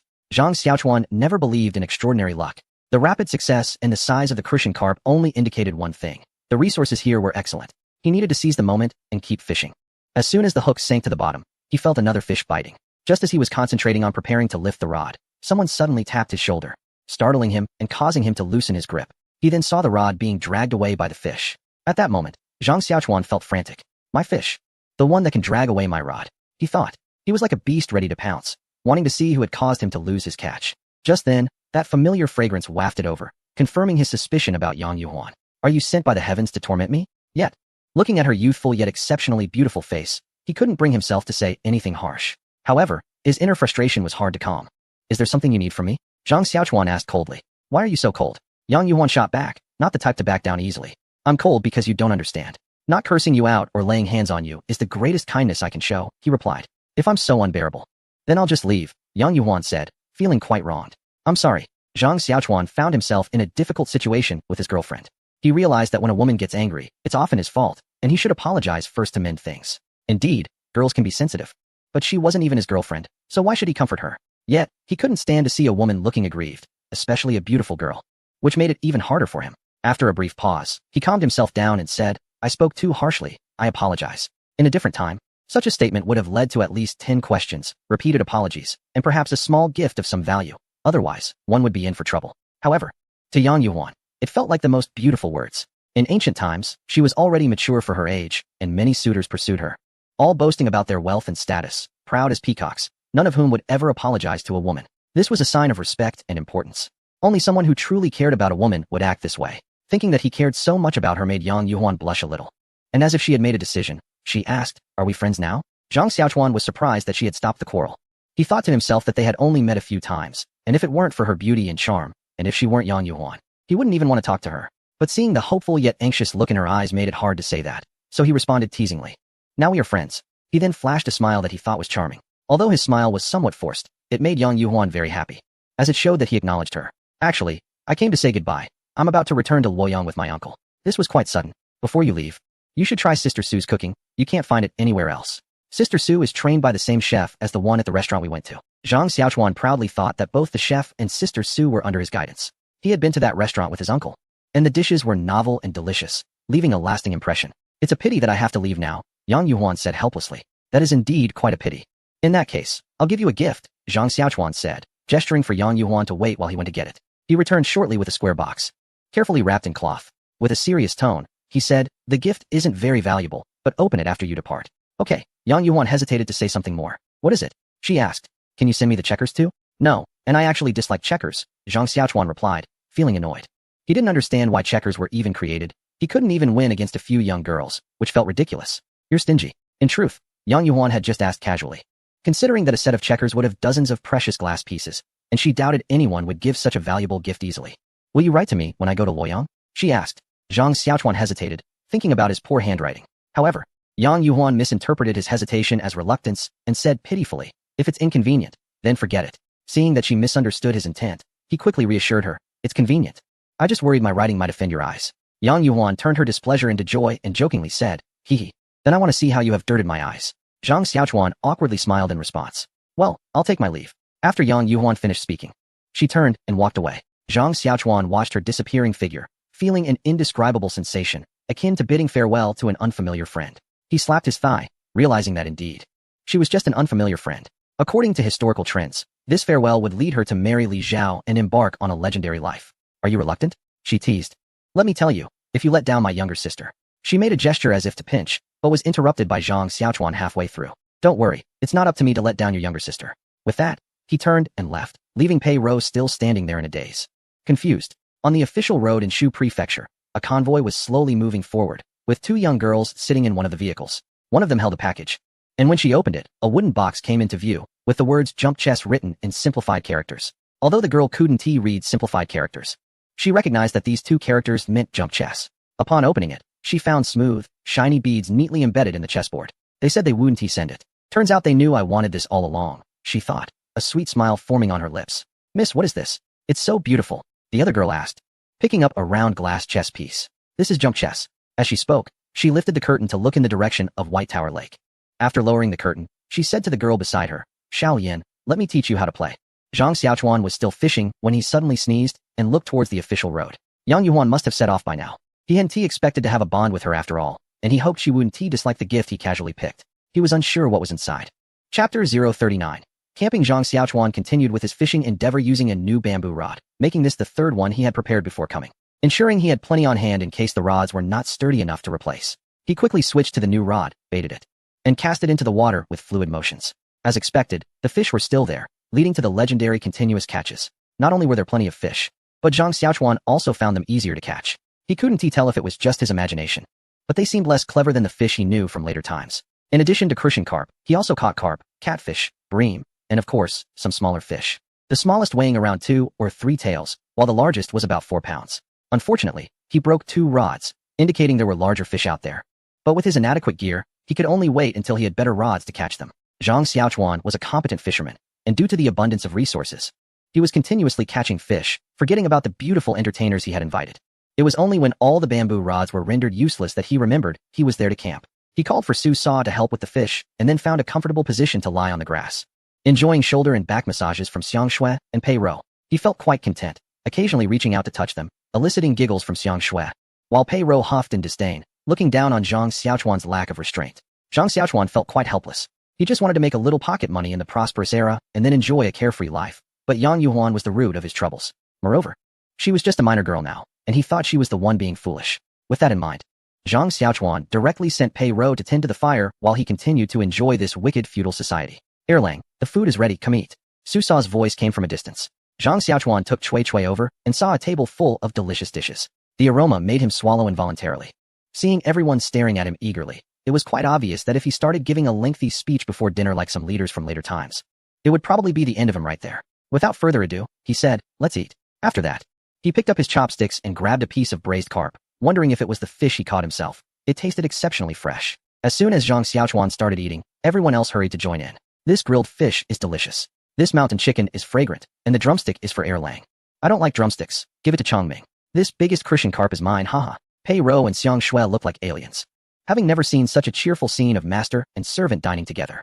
At that moment, Zhang Xiaochuan was just like an ordinary person from the market, and frankly, he had always been like that. However, they soon became enchanted by the food and had no time to think about anything else. These dishes are all so delicious, and I've never tried any of them before, Xiang Shui said with her mouth full, mumbling. Look at you, acting like you were starved in your last life. It's just some new-style dishes from Fu Lai Lu, Pei Rou said in frustration, but she also had her mouth full and reached for the mixed fish pot again. In short, the table was filled with wild fish and meat, and Su Sa had thoughtfully paired it with some wild vegetables. At this point, they weren't worried about any dangerous species. Anything edible could be caught and eaten. After a whirlwind of eating, only a messy table remained, along with a group of foodies with round bellies. Zhang Xiaochuan thoroughly enjoyed the feeling of pushing his bowl away after a meal and not having to worry about anything. He leisurely walked to the lakeside, looking for suitable bamboo poles in the bamboo forest, hoping to gather more next time. With such great resources, not having a fishing rod felt quite uncomfortable, and the rods he had weren't strong enough. Whenever a big fish came, the line would snap before the rod did, which was quite frustrating. As he walked into the bamboo forest, he saw Teng Yi and Luo Xiaohu. What are you two doing? Zhang Xiaochuan asked, looking at the two chopping bamboo. But he was met with a straightforward eye roll from Teng Yi, as if to say, are you blind? We're obviously chopping bamboo. Zhang Xiaochuan realized he had misphrased his question, so he rephrased, I meant to ask what you plan to do with the bamboo you're chopping. Teng Yi's eye roll was noticed by Luo Xiaohu, who quickly blocked him from speaking and answered Zhang Xiaochuan. Well, Su Sa's cooking is amazing. The fish is delicious. My brother and I prefer crabs, so we want to weave some traps to catch crabs for Su Sa to cook. Crab? Upon hearing this, Zhang Xiaochuan thought it was a coincidence, as he liked to eat it too. In his previous life, he had lingering feelings about the freedom of crabs, but he was unsure about the crab resources here. So he said, I also really like eating crabs. Why don't you take me along to catch some? Erlang, with your delicate skin, don't get hurt by the bamboo again. The two of us will go catch crabs, and you just wait to eat. Luo Xiaohu obviously looked down on Zhang Xiaochuan's small stature, but I not only like to eat, I also enjoy catching them. I'm quite skilled at catching fish and shrimp. Zhang Xiaochuan eagerly promoted himself. At this moment, Luo Xiaohu must have been thinking that Zhang Xiaochuan was trying to fool him due to his lack of education. Ultimately, unable to withstand Zhang Xiaochuan's persistence, he took him along. To his surprise, Zhang Xiaochuan learned quite quickly and turned out to be a good worker, even offering some constructive suggestions on how to set the crab traps. Luo Xiaohu exclaimed that Zhang Xiaochuan was a genius at catching fish and shrimp. Little did he know that in his previous life, Zhang Xiaochuan was a rural boy, and catching fish and shrimp was a piece of cake. After the traps were set, it was dark. They set up 3 tents in total. Su Daniu and a few men had one tent, while Su Sa and Yaoer shared another. Zhang Xiaochuan's original plan was to share a tent with the 2 flower house singers, creating a scenario of 1 king and 2 queens. However, Pei Rou believed she had gotten close to Yang Yuhuan and acted like a big sister, which made it difficult for him to proceed. Naturally, she was to share a tent with Su Sa, while he intended to spend time alone with Xiang Shui. It might be due to this body being in puberty, but ever since Zhang Xiaochuan's failed attempt a few days ago, his restless heart had become even more agitated. He was determined to fulfill his wishes tonight. Xiang Shui, here I come. As soon as Zhang Xiaochuan entered the tent, he immediately transformed into a mischievous uncle. The tent was silent, and in the darkness, he groped for the bedding, gently lifted the covers, and was about to slip in when a large foot pressed against his stomach. You lecher, clearly up to no good. The voice from the bedding was none other than Pei Rou. What good intentions could I have? Did you think I brought you here just to enjoy the scenery? Zhang Xiaochuan was also frustrated. This woman was boldly causing trouble. I don't care. As long as I'm here, you won't get to hurt Yao Mei. He recalled how fierce she was towards Yang Zhao. She was definitely not easy to deal with. It seemed that tonight was not going to happen, so he said, all right. I'm afraid of you. You can go out. I want to sleep. No way. I'm not used to squeezing with others. I'm sleeping in this tent. You go out. Pei Rou unreasonably rejected Zhang Xiaochuan's proposal and unilaterally changed the tent's ownership. This was intolerable. Zhang Xiaochuan firmly refused to leave, only to be met with a large foot that kicked him out. After several rounds of attempts, Zhang Xiaochuan was kicked out, and in frustration he muttered, a good man doesn't fight with a woman, and went to Su Daniu's tent. Before he even entered, he heard voices discussing inside. Erlang. This noise is quite big, but my tent is set up well, so I'm not afraid it will collapse. What noise? It seems quite silent now, after all. They are young and not persistent enough. I remember when I was young, I could handle multiple women without faltering. You boast so much, yet you don't even know what femininity feels like. You're asking if there will be a second half for Erlang. The conversations in the tent are quite absurd. It seems all men are the same. However, as the main character in this chat, I can't let it go on. Ahem. Zhang Xiaochuan cleared his throat and walked into the tent, saying, well, that tent is not to my liking. I'll come squeeze in with you guys. Sure, Erlang. You can sleep inside. It's safer, replied Su Daniu, while making room by pushing outward. This woman from Sichuan is really tough. Erlang. Is this your first time and you weren't well prepared, so you got kicked out? Before the simple-minded Tung Yi could say more, Luo Xiaohu had already covered his mouth. Zhang Xiaochuan didn't respond, and silence fell over the tent like a heavy blanket. You have to admit, Tung Yi knows how to chat. Zhang Xiaochuan was quite irritated and couldn't sleep, but no one dared to speak again, and everyone gradually dozed off in the stillness. Naturally, Zhang Xiaochuan was the last one to fall asleep, but the snoring around him was hard to tolerate. Chapter 40. The storm arises. Zhang Xiaochuan didn't know when he had fallen asleep last night. It felt like he was back in the workshop producing circuit boards, with the roar of the air compressor echoing in his mind all night. When he finally got up, it was almost noon, and his head was still pounding. He stepped out of the tent and saw everyone busy together. As he got closer, he exclaimed, "Wow!" It was clear that they had caught a lot of fish and crabs in the traps yesterday, and most of it was already cooked. A large platter of steamed crabs, braised crabs, and marinated crabs was laid out. The crabs were quite large, with the smallest weighing over half a pound, and the bigger ones likely over a pound. Su's wife was still busy at the makeshift stove, while others helped set up the dining area. Zhang Xiaochuan casually sat down, just as a plate of braised loach was served, making him swallow hard in anticipation, noticing the others were just as eager. After a difficult wait, all the dishes were finally ready. As Zhang Xiaochuan picked up his chopsticks, a feast of crabs began. The crabs, weighing over half a pound, oozed oil when cracked open.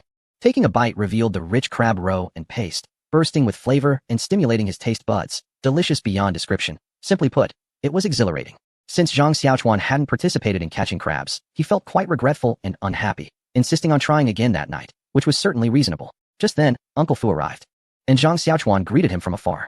"Uncle Fu, as the saying goes, it's better to arrive at the right time than to come early. You're in for a treat. Hurry and join us." Uncle Fu had originally rushed over, but Zhang Xiaochuan's words distracted him. Seeing the table full of dishes made his mouth water, and he quickly found a place to dive into the feast. While Uncle Fu was enjoying the food, Zhang Xiaochuan asked, "Uncle Fu, what brings you here? Aren't you busy organizing the wealth at home?" "Oh, look at this old fool. It's all Su's fault for making such delicious food." He continued chewing his food, and after finishing, he said, "Erlang, something has happened." Seeing Uncle Fu's expression, it didn't seem like a serious matter, so I casually asked, "What's up? Is it urgent?" "Well, you should come back with me for a bit. I'll explain on the way. It's not particularly urgent. Finishing the meal shouldn't delay us too much." Not wanting to pry further due to Uncle Fu's mysterious demeanor, I continued eating. "I.e., you look troubled. Is something on your mind?" "It's Binner. Come take a look at this." I saw Liao Kuan holding a translucent object, which was the wine set he had bought at the auction. It felt cold to the touch, hard in texture, and smooth on the surface. Could this be crystal? Liao Bin took the glass wine cup from Liao Kuan, surprised, then quickly dismissed the thought. No, according to legend, crystal is usually quite cloudy. What is this clear and colorless material? Liao Kuan explained. This is called glass, which is also a type of crystal, just improved on the traditional formula. Liao Bin was very surprised. So this is a top-quality crystal. Just this little cup must be worth quite a bit. I wonder how Yi got such a treasure. Liao Kuan casually replied, "From the Zhang family." "How did Yi obtain this treasure from the Zhang family?" Liao Bin's tone was exceptionally excited. Thinking it was taken by force from the Zhang family, Liao Kuan saw through his son's thoughts. "It's not what you think. It was bought from the Zhang family." After a pause, Liao Kuan added, 5,000 guan. Liao Bin was taken aback by the price, clearly shocked. That was a huge amount of money. A significant part of their family's savings. Although the Liao family's farming and business could earn several thousand guan a year, a family always has expenses. And the amount they could save was actually quite limited. Why spend so much to buy from the Zhang family? Why not do it like before? Liao Bin thought to himself, wanting to say they should bully the Zhang family as they had in the past. Especially since the Liao family had taken quite a bit of land from them over the years. Liao Kuan naturally understood his son's meaning and explained. "It's not as you think. This was sold at the auction by the Zhang family. If I hadn't bought it, someone else would have. And this price is definitely a bargain. Anyone else with such a treasure wouldn't sell it so cheaply. This is something that can't be bought with money. I've already arranged for someone to investigate the Zhang family situation. You don't need to worry about this. How's your studies going? Have you encountered any difficult issues at school?" Seeing his father change the subject, Liao Bin no longer pressed the matter about the glass and responded to his father, "My studies are improving day by day. But the young lady from the Yang family has been ignoring me since our last private school session. The Yang family, although descended from a previous dynasty, has already declined and won't be of much help to you in the future, so there's no need to force it." Liao Kuan, knowing about Yang Yuhuan's background as she followed her father to serve in Shuzhou, looked down on her for lacking a strong family background. "But I like her." Liao Bin insisted. "It's all that Zhang family's fault. If it weren't for him, Yinu wouldn't have distanced herself from me. I will definitely take revenge on him." Liao Bin recalled how he saw Yang Yuhuan not liking Zhang Xiaochuan, and since he didn't like him either, he took the opportunity to spread some dirt on Zhang Xiaochuan, adding embellishments to slander him.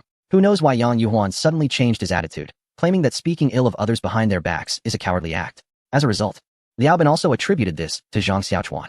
"Is it that Zhang family kid, Zhang Xiaochuan?" "Yes. Tell me the details." Liao Kuan said in a tone that was almost a command. Liao Bin recounted everything that had happened during the competition with Zhang Xiaochuan at the private school. After listening, Liao Kuan pondered for a moment. It has always been said that the Zhang family kid is foolish and slow-witted. A person cannot suddenly become smart.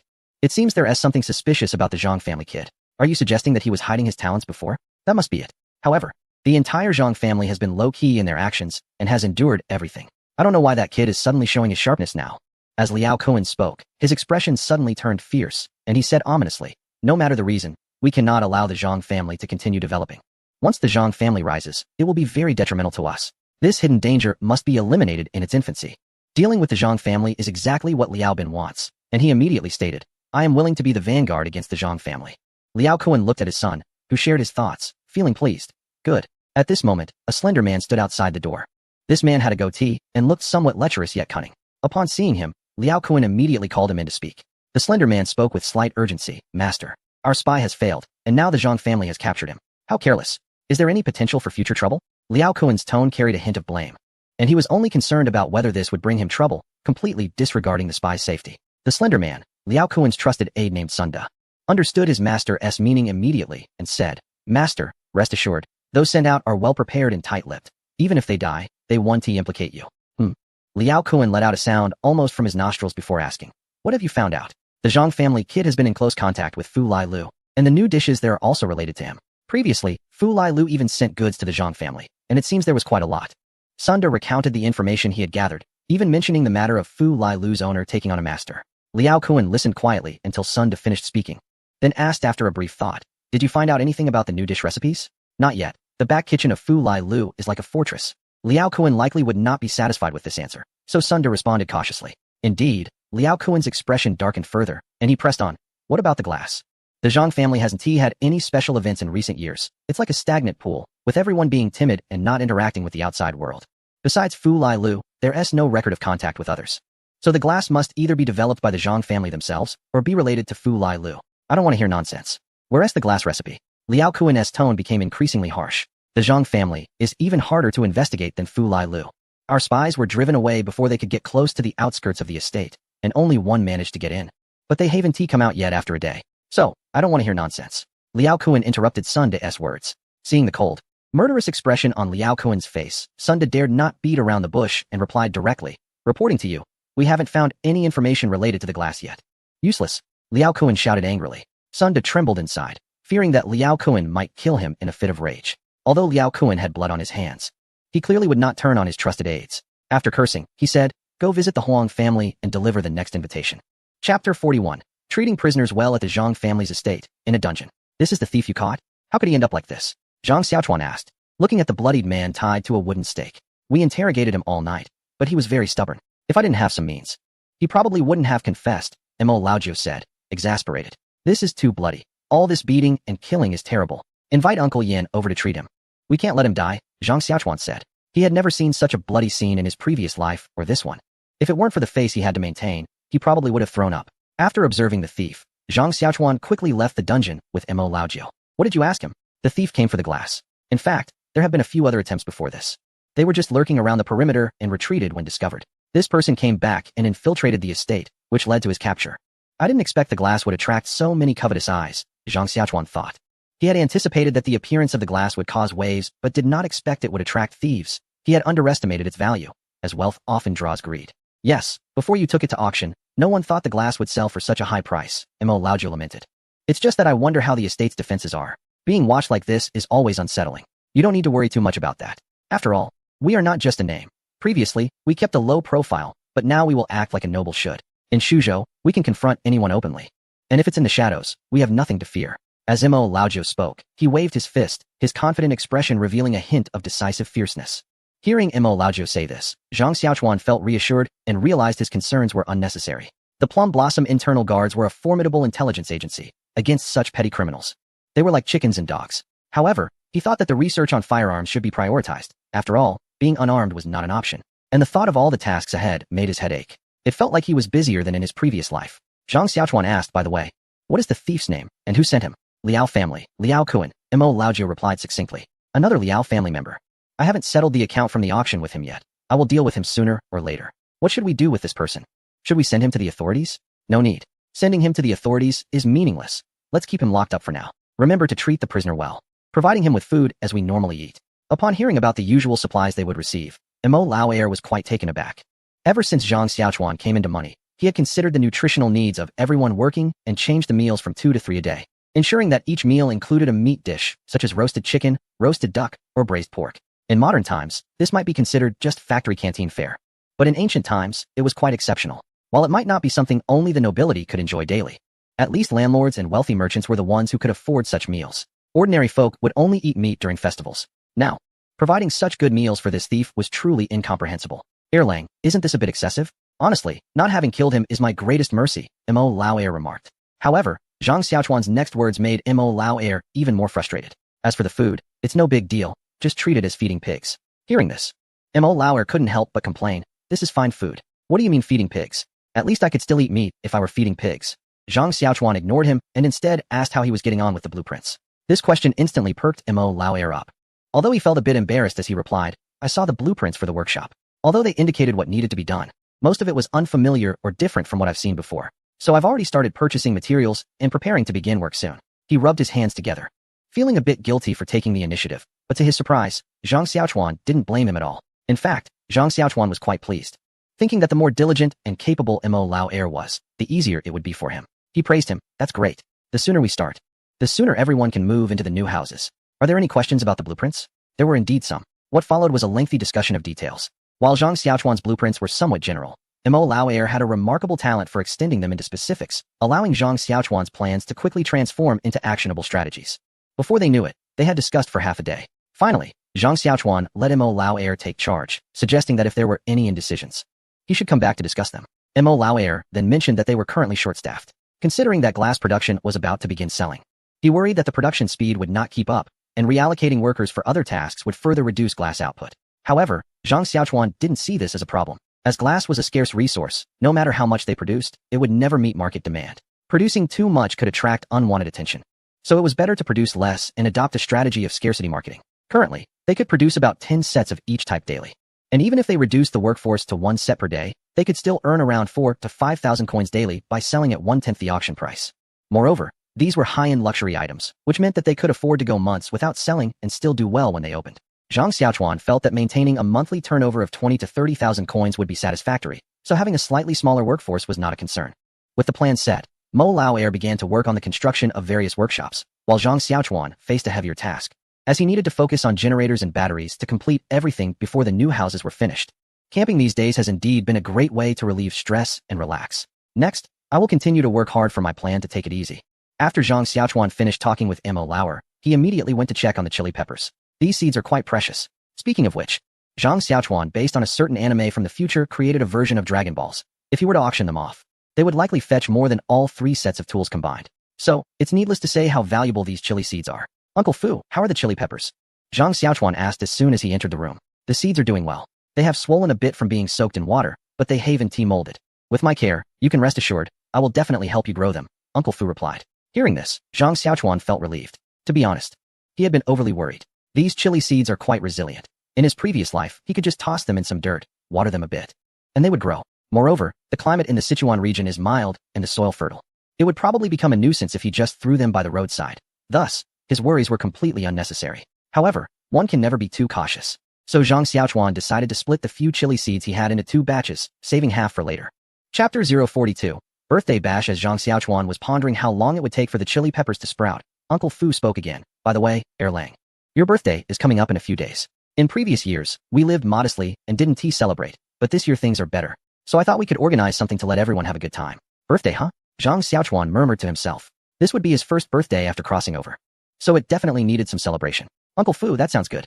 I'll take care of the arrangements. I want to have a different kind of birthday. Of course, a birthday celebration wouldn't be complete without a birthday cake. Although the tradition of eating cake was introduced from abroad, Zhang Xiaochuan, who had a sweet tooth and faced financial difficulties in his previous life, could only indulge in sweets on his birthday. So, it was essential to make something delicious.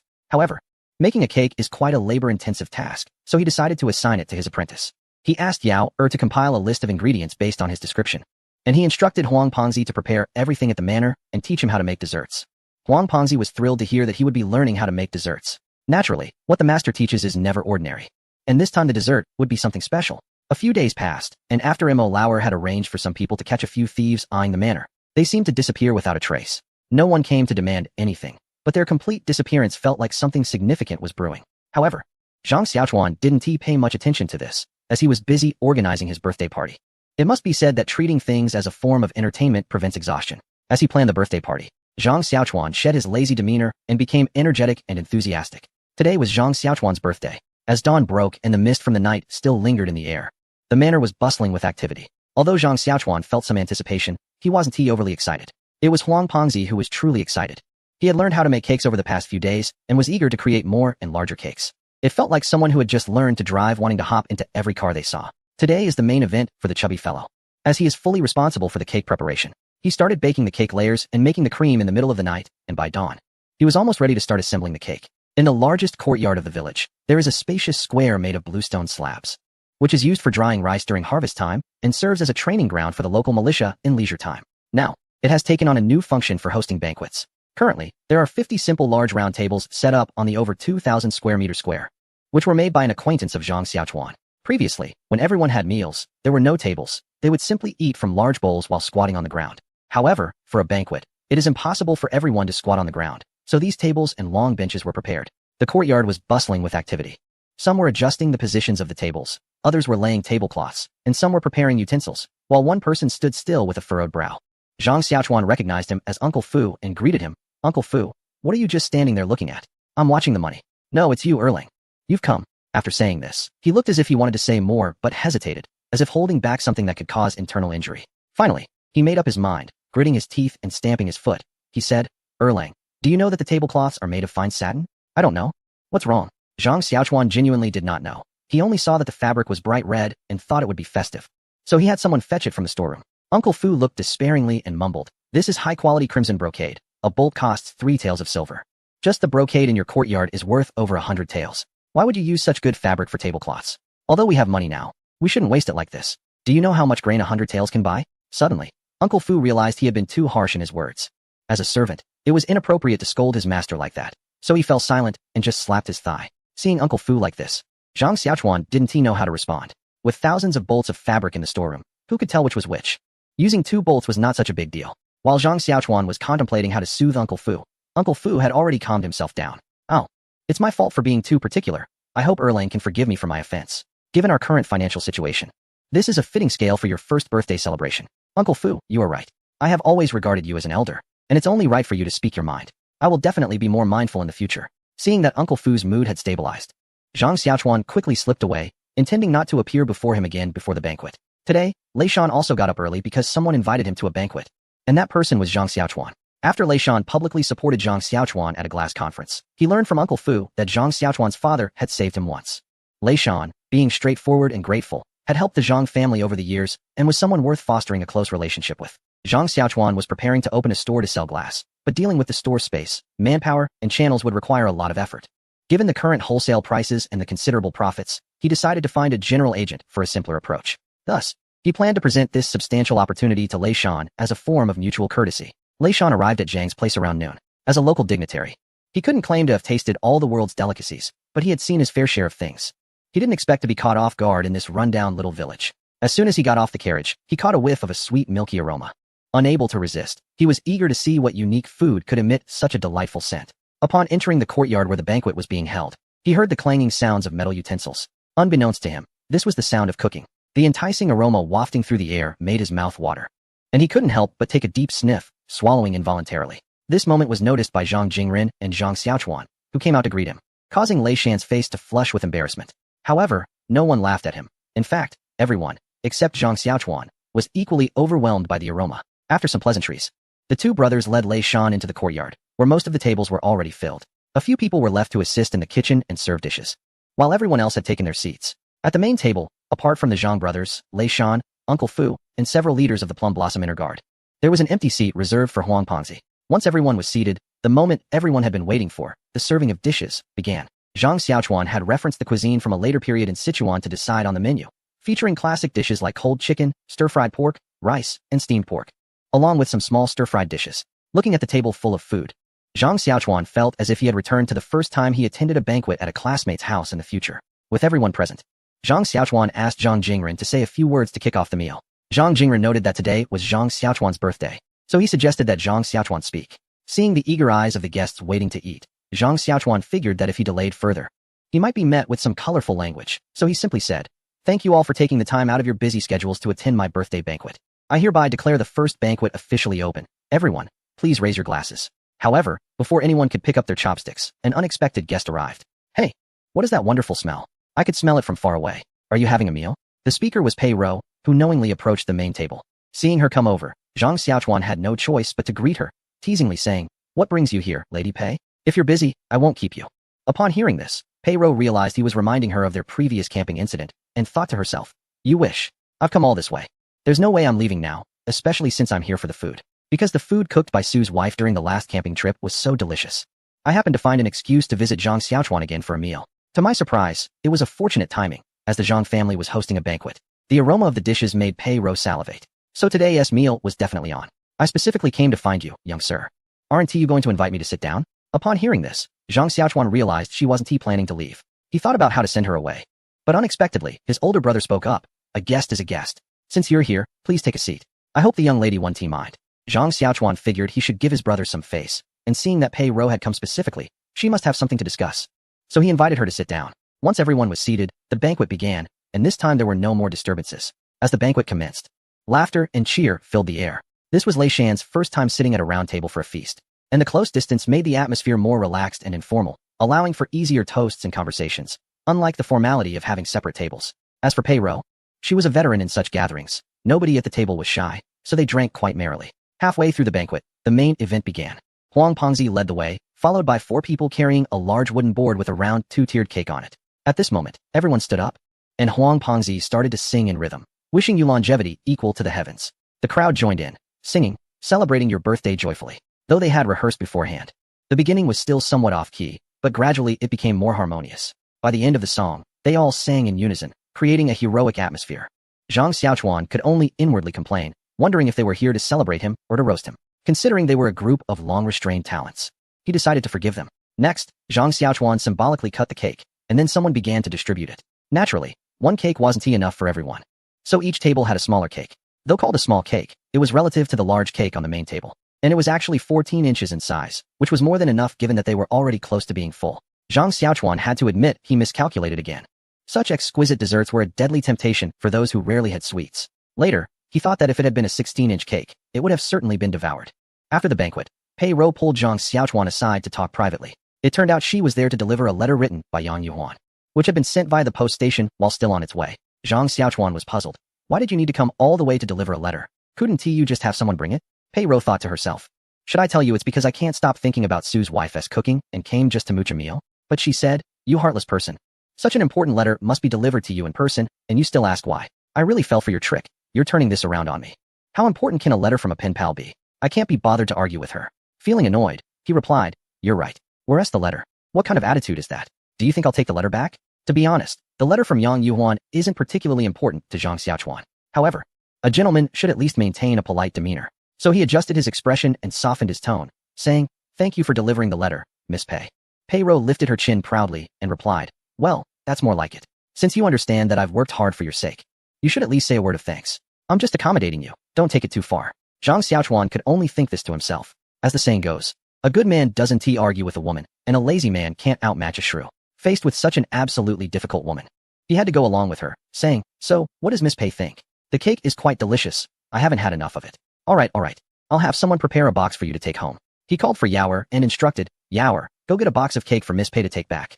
As Yaoer went to fetch the cake, Pei Rou handed the letter to Zhang Xiaochuan, who then stuffed it into his pocket. By this time, Yaoer had brought the cake, and Pei Rou left, satisfied with her treat. Zhang Xiaochuan turned back to find Lei Shan.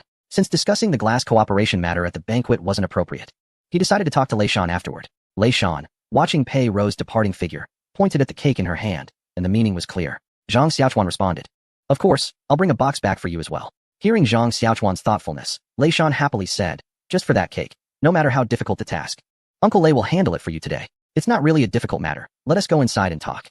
Once in the living room, the two sat down, and Yaoer brought in some tea leaves, brewing a pot of green tea in glass utensils.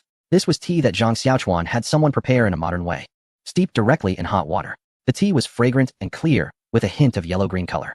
In Lei Shan's eyes, this seemingly ordinary cup of green tea was like a work of art. Savoring the delicate tea aroma, Lei Shan couldn't help but take a sip, after a meal. It was very refreshing, slightly astringent at first, with a sweet aftertaste. Lei Shan couldn't help but exclaim, delicious. Zhang Xiaochuan was startled and almost dropped his teacup. Looking at him with a strange expression, slightly reproachful. Uncle Lei, what was that for? You scared me. Lei Shan's face turned red, clearly embarrassed by his outburst. Sorry. Is this tea? It's so refreshing and sweet, with a rich aroma. It is tea. I just can't get used to boiled tea. So I came up with this stir-fried method. After stirring, it's steeped directly in hot water, making it not only light, but also convenient. Really? This is indeed light. But the aroma is rich and it's not bitter at all. It's much more exquisite than boiled tea. I just wonder, is it difficult to make this tea? Lei Shan's face flushed again, looking quite radiant today.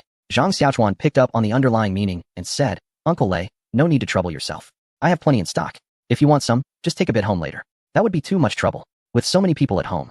I'll need a bit more. Sure, let us talk about why I invited you here today. Yes, if you have something to say, feel free. Zhang Xiaochuan mentioned his intention to fully entrust Lei Shan with the sale of the glass. Lei Shan had no objections, but found it hard to believe that Zhang Xiaochuan would hand such a significant business over to him. Despite repeatedly advising Zhang Xiaochuan that managing it himself would yield the highest profits, he eventually agreed when he saw Zhang's determination. The two discussed the details of their collaboration and formed a basic cooperation plan, which they would later draft into a written agreement for both parties to sign. Chapter 044. Shangguan Yao. That night, there was no moonlight, and the surroundings were pitch dark, with only a small oil lamp casting a dim glow. Zhang Xiaochuan took out a letter from Yang Yuhuan and began to read it. Due to his reading difficulties, it was quite laborious. But he couldn't let anyone else see it. Just as he was concentrating on reading the letter, he suddenly felt a gentle breeze. The coolness of the wind was refreshing against the sweat from the summer heat, causing him to shiver involuntarily. Suddenly, a sweet, clear voice echoed, tinged with an ethereal quality. Young master, please help me. The voice came from behind Zhang Xiaochuan, startling him so much that his hair stood on end, and he found it difficult to move. Gathering all his strength, he shouted, ah! After that scream, he felt his body could move again and took off running outside. Those who have been in rural areas know how quiet the nights can be, especially in ancient times. Zhang Xiaochuan's shout pierced through the stillness of the entire village.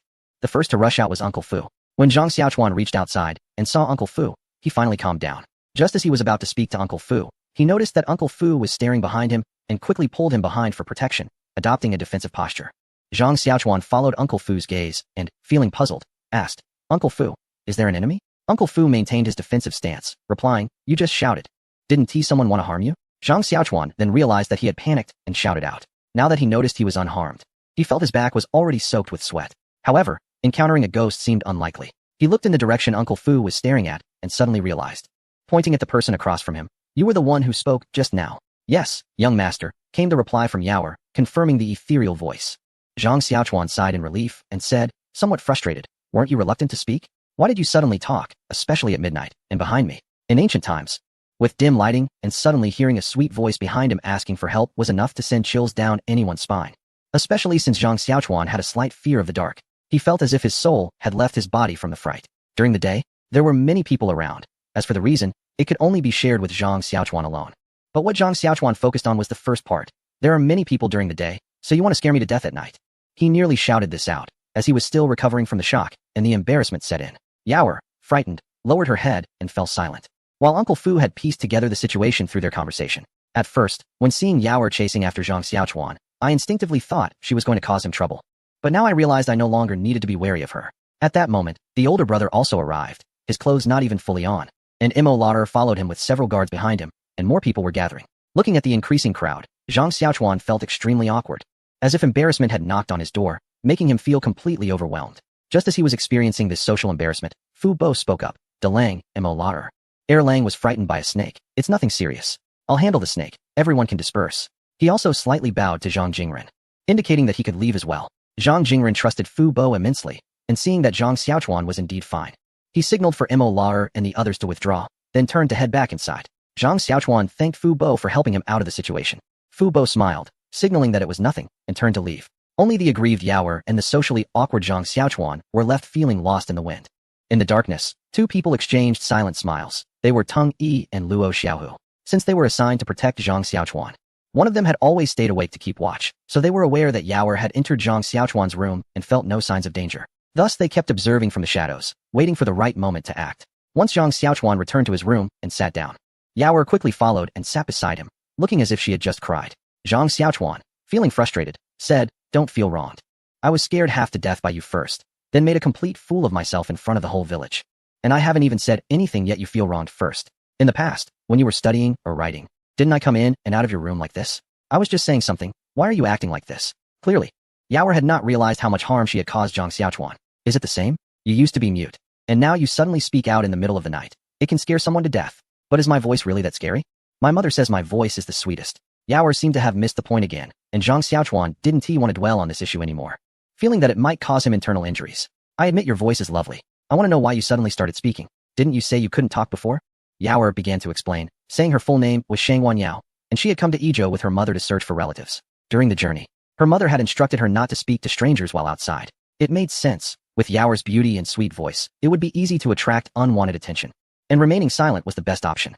The only condition for speaking was that one day someone would bring her happiness greater than what her mother could provide. Zhang Xiaochuan interrupted Yaoer's narrative. Are you saying I bring you happiness? Yaoer didn't respond verbally, but nodded instead. Zhang Xiaochuan felt a small sense of delight, his lips involuntarily curling up. After all, men can be vain too. Although he wasn't particularly interested in the young girl, he was still quite curious and continued to ask, what specifically makes you feel happy? Because of the cake. Cake. Zhang Xiaochuan repeated, as if asking if it was true. Cake. Yaoer replied again, confirming her answer. Zhang Xiaochuan felt a bit uncomfortable with this answer. He thought it would be due to his handsome appearance, prestigious background, or perhaps his incredible intelligence, but he never expected this. Cake was the most delicious food he had ever tasted, bringing him unprecedented happiness. So he was willing to do anything for the person who brought him cake. Hearing this, Zhang Xiaochuan was speechless. Wasn't this just a foodie willing to do anything for cake? Indeed, desserts could be quite enticing. The key was that the cake was made by Huang Pengzi and Su Sa. So why was he talking to me? Because the cake was taught to Huang by you. And I feel I can enjoy even more delicious food with you. Oh, foodies are surprisingly clever when it comes to food. Their thinking is clear, and their logic is spot on. Moreover, this intuition is quite sharp. I have many delicacies from later generations that haven't been created yet. Once my chili peppers are ready, hot pot, barbecue, and stir-fried dishes will all reach a new level. Not to mention, there are still many desserts yet to be made. So what do you mean by asking me for help? You're not asking me to help you find a partner, are you? Yes. As she spoke, she began to loosen her clothing. I am willing to give my most precious things to you. Zhang Xiaochuan quickly grabbed Sheng Wenyao's hand to prevent her from undressing further. Although she was beautiful and had a lovely voice, he didn't like those who were still growing up.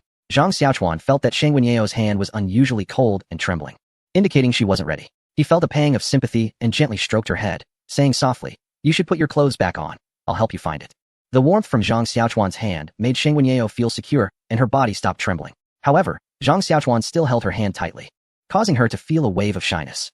Zhang Xiaochuan also sensed that his actions were somewhat ambiguous. It seemed like Sheng Wenyao's face was slightly flushed, so he quickly withdrew his hand. Sheng Wenyao immediately tightened her clothing and fled like the wind. Chapter 045. Cake is tempting. The early preparations for the new village, specifically the construction of the workshop, were in full swing. Zhang Xiaochuan went to find Pei Rou with a letter for Yang Yuhuan, as he didn't know where to send it. The letter from Yang Yuhuan was nothing special. Indeed, people in ancient times expressed their feelings quite subtly. It was similar to letters between modern pen pals, with content like, I really like your gift on my way back to Luoyang. I've been feeling a bit down lately. Tell me a story. Zhang Xiaochuan really didn't want to complain, but he couldn't help it. With the speed of ancient letter delivery, by the time the reply arrived, they would probably already be in Luoyang. What was the point of telling a story then? However, a reply was necessary. Zhang Xiaochuan attempted to write back with a brush, but his handwriting was so poor that he had to resort to using a quill to write in a more legible style, and he wrote in simplified characters. When he arrived at Pei Rou's small courtyard, the door was open. Just as Zhang Xiaochuan was about to enter, he heard a shout from inside. Zhang Xiaochuan, you dare to poison me. Then, a white object brushed past him. Pei Rou had quite a bit of strength. She was attacking him from a distance. And Zhang Xiaochuan exclaimed that it was a close call. Zhang Xiaochuan listened carefully. He knew they were cursing him, but when had he offended her? There must be some misunderstanding. He decided to wait and see. Upon entering the small courtyard, he saw Pei Rou with a pale face, leaning against the door frame, probably unsteady from throwing things too forcefully earlier. Their eyes met. One was bewildered, while the other was filled with rage. You heartless person, you actually poisoned me. I'm going to kill you. Just as Pei Rou was about to angrily strike Zhang Xiaochuan, she suddenly felt weak, her vision darkened, and she fainted. At that moment, the stepmother rushed in with a doctor. The doctor examined her and concluded that she had an upset stomach, prescribing some medicine. The stepmother arranged for someone to fetch the medicine and prepare it, while the doctor also administered a shot. Pei Rou slowly regained consciousness, but her face remained pale and she felt weak. Zhang Xiaochuan asked with concern, what happened to you? You look dehydrated. You still have the face to ask.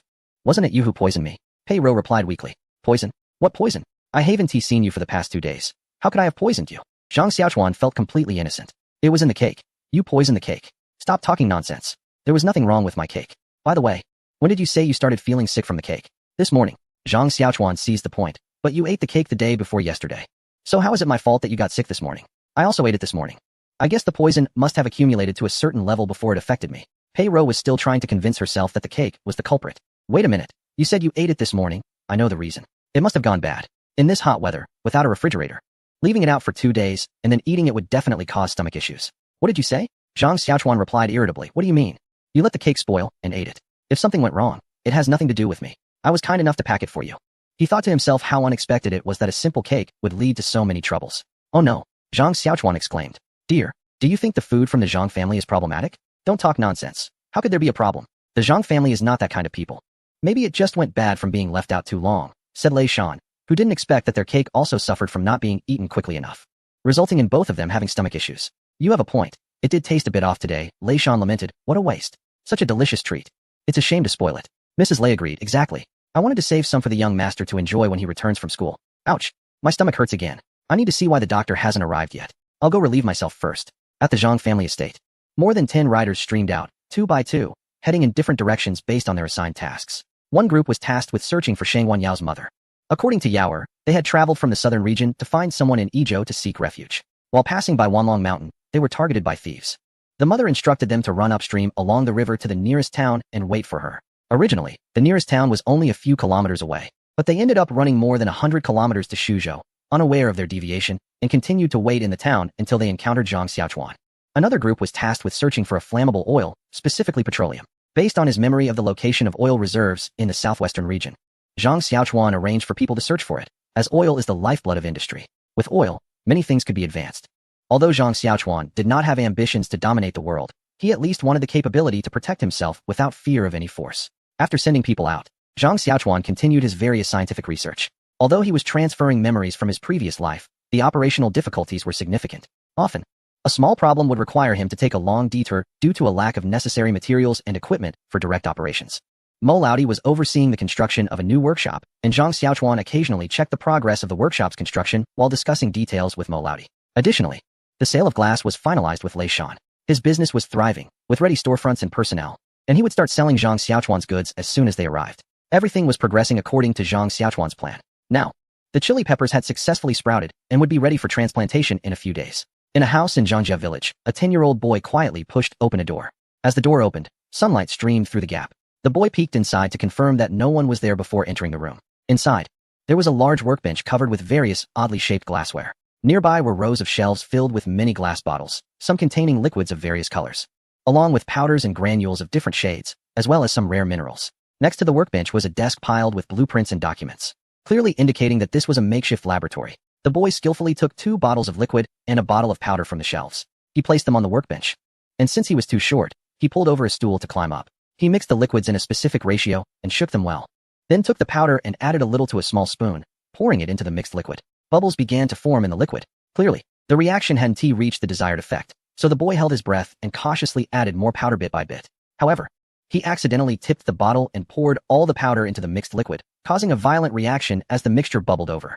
The sudden situation startled the boy, and he lost his balance and fell off the stool.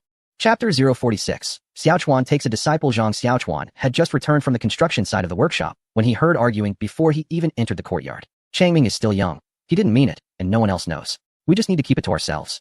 Since entering the Zhang family, have you forgotten how Erlang treated us? How can such a big matter be hidden from him? But if we tell him, what if Changming is affected? We can't tell him. Alas, isn't Changming my child? But if I conceal this matter, how can I face Erlang again? You know how precious those things are to him. No one has approached them except for Yaonyang. You are right. I also feel guilty towards him.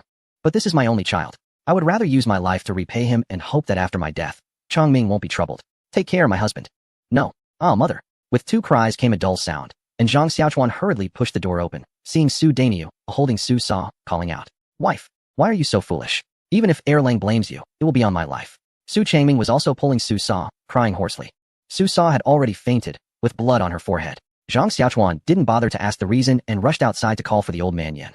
Fortunately, Su Dainiu managed to pull her back when she bumped into the wall, and after the old man Yin treated and bandaged her, she was no longer in serious danger. After the old man Yin left, Zhang Xiaochuan asked Su Dainiu to explain what happened. Su Dainiu immediately knelt before Zhang Xiaochuan, followed closely by Su Changming, and even the newly awakened Su Sa crawled down from the bed to kneel on the ground. Although it was clear that Su Changming had caused quite a mess, Zhang Xiaochuan, being a modern person, felt that there was no need for such a display. As long as the issue was resolved, there was no need to kneel. However, he couldn't pull them up, so he pretended to be angry. If they didn't get up, he would just kick them all out. Only then did they get up to speak, but they refused to sit, so Zhang Xiaochuan had to let them stand while talking. After Su Daniu's detailed account, it became clear that Su Changming had run into Zhang Xiaochuan's laboratory and smashed 2 beakers and a bottle of metal powder. These were indeed Zhang Xiaochuan's precious items. But it wasn't serious enough to warrant any extreme measures against Su Sa and the others. So he scolded Su Changming a bit and warned him not to enter the lab again in the future. Su Daniu and his wife expressed their endless gratitude. But Su Changming voiced a different opinion in his childish voice. I want to be able to enter the treasure room in the future. I request my lord to allow it. Su Daniu hurriedly grabbed Su Changming, scolding, don't be ridiculous. Don't you think you've caused enough trouble already? I'm not being ridiculous. I just want to explore the changes between things like my lord does. You think you can be like Erlang? I'll teach you a lesson, you silly child. Su Daniu said as he raised his hand to hit him, but Zhang Xiaochuan quickly stopped him. Brother Su, don't hit him. Then turning to Su Changming, he asked, you say you like to explore the changes between things. Have you seen me conduct experiments before? Although I have never heard of the term experiment, I can roughly understand what it means from Zhang Xiaochuan's words. Su Changming replied, I was curious and secretly watched how the gentleman mixed different waters in the room. And then there were different colors. I really wanted to try it myself and was eager to know why there were these changes. I wanted to ask the gentleman, but didn't he dare, so I secretly imitated him and mixed them together. Su Changming spoke hesitantly. But Zhang Xiaochuan understood that Su Changming's interest in chemistry experiments was not just a whim, but a passion, a strong thirst for knowledge. Coincidentally, he also wanted to teach some students to conduct scientific research. After gaining wealth, he just wanted to take it easy, but to live a modern life. Technology still needed to progress, which required many research talents, and these talents could only be cultivated by himself. A famous revolutionary in later generations once said that passion is an intrinsic driving force that allows us to transcend ourselves. Therefore, teaching such students would surely yield great results. After Su Changming finished speaking, Su Daniu and his wife were extremely anxious. The incident of damaging the experimental equipment was still unresolved. And now there was an issue of secretly learning from the gentleman. They didn't know how angry Zhang Xiaochuan would be, so they could only leave it to fate. However, Zhang Xiaochuan's next words surprised the couple greatly. If you want to explore these, you can, but you must formally acknowledge me as your teacher, and I will teach you this knowledge in full. Before Zhang Xiaochuan could finish his sentence, Su Changming immediately knelt down to bow. Zhang Xiaochuan quickly pulled him back. Don't rush. I have conditions. Please, master, go ahead, Su Changming said, showing his cleverness by addressing him as master first. When Zhang Xiaochuan said he would take Su Changming as his disciple, Su Daniu and his wife finally relaxed. But when Zhang Xiaochuan mentioned there were conditions, their hearts tightened again. Such profound knowledge surely came with stringent requirements, and they feared their child would end up disappointed. Zhang Xiaochuan ignored his little cleverness and directly stated, first, without my permission, you are not allowed to impart or even mention what you learned to others for 10 years. This was quite normal in ancient times, as learning skills generally required confidentiality. So Su Changming readily replied, disciple is willing. Zhang Xiaochuan continued, second, you and your parents cannot redeem yourselves for 10 years. Your parents must work for the Zhang family. Su Changming glanced at his parents. For someone who was impoverished, this condition was no burden at all. The couple exchanged affirming glances. Su Changming responded again, disciple is willing. The Su family eagerly awaited Zhang Xiaochuan's third condition, but what he said next left them in disbelief. All right, those are the conditions. You can acknowledge me as your teacher now. The voice came from Su Daniu, who could hardly believe it. What kind of conditions were these? They were too simple, so he stubbornly asked, no other conditions? Oh, there's one more. Zhang Xiaochuan seemed to suddenly remember something. Upon hearing there was another condition, Su Changming's family thought it surely wouldn't be so simple. Third, respect your teacher and the way of learning. Be obedient and diligent. The statement startled Su Changming's family, exclaiming, what? Respecting teachers and valuing the way. Is this a condition? However, seeing Erlang's serious expression, it didn't seem like a joke. Zhang Xiaochuan looked at the 3 stunned individuals and said, what's wrong? Are you unwilling? We are willing, we are willing. As disciples, we will obey the master's orders. Su Changming was the first to react, and Su Daniu and his wife were also full of gratitude. Looking at Zhang Xiaochuan's disappearing figure, Su Daniu sighed. Erlang has treated us too well. Changming, you must work hard to learn skills and help Erlang relieve his worries soon. Exactly. Erlang is simply like a living bodhisattva. Not only does he not blame us for such a big matter, but he also wants to take Changming as his disciple. I must establish a shrine for Erlang, to worship and pray for his longevity. Su Changming was filled with anticipation for his future studies.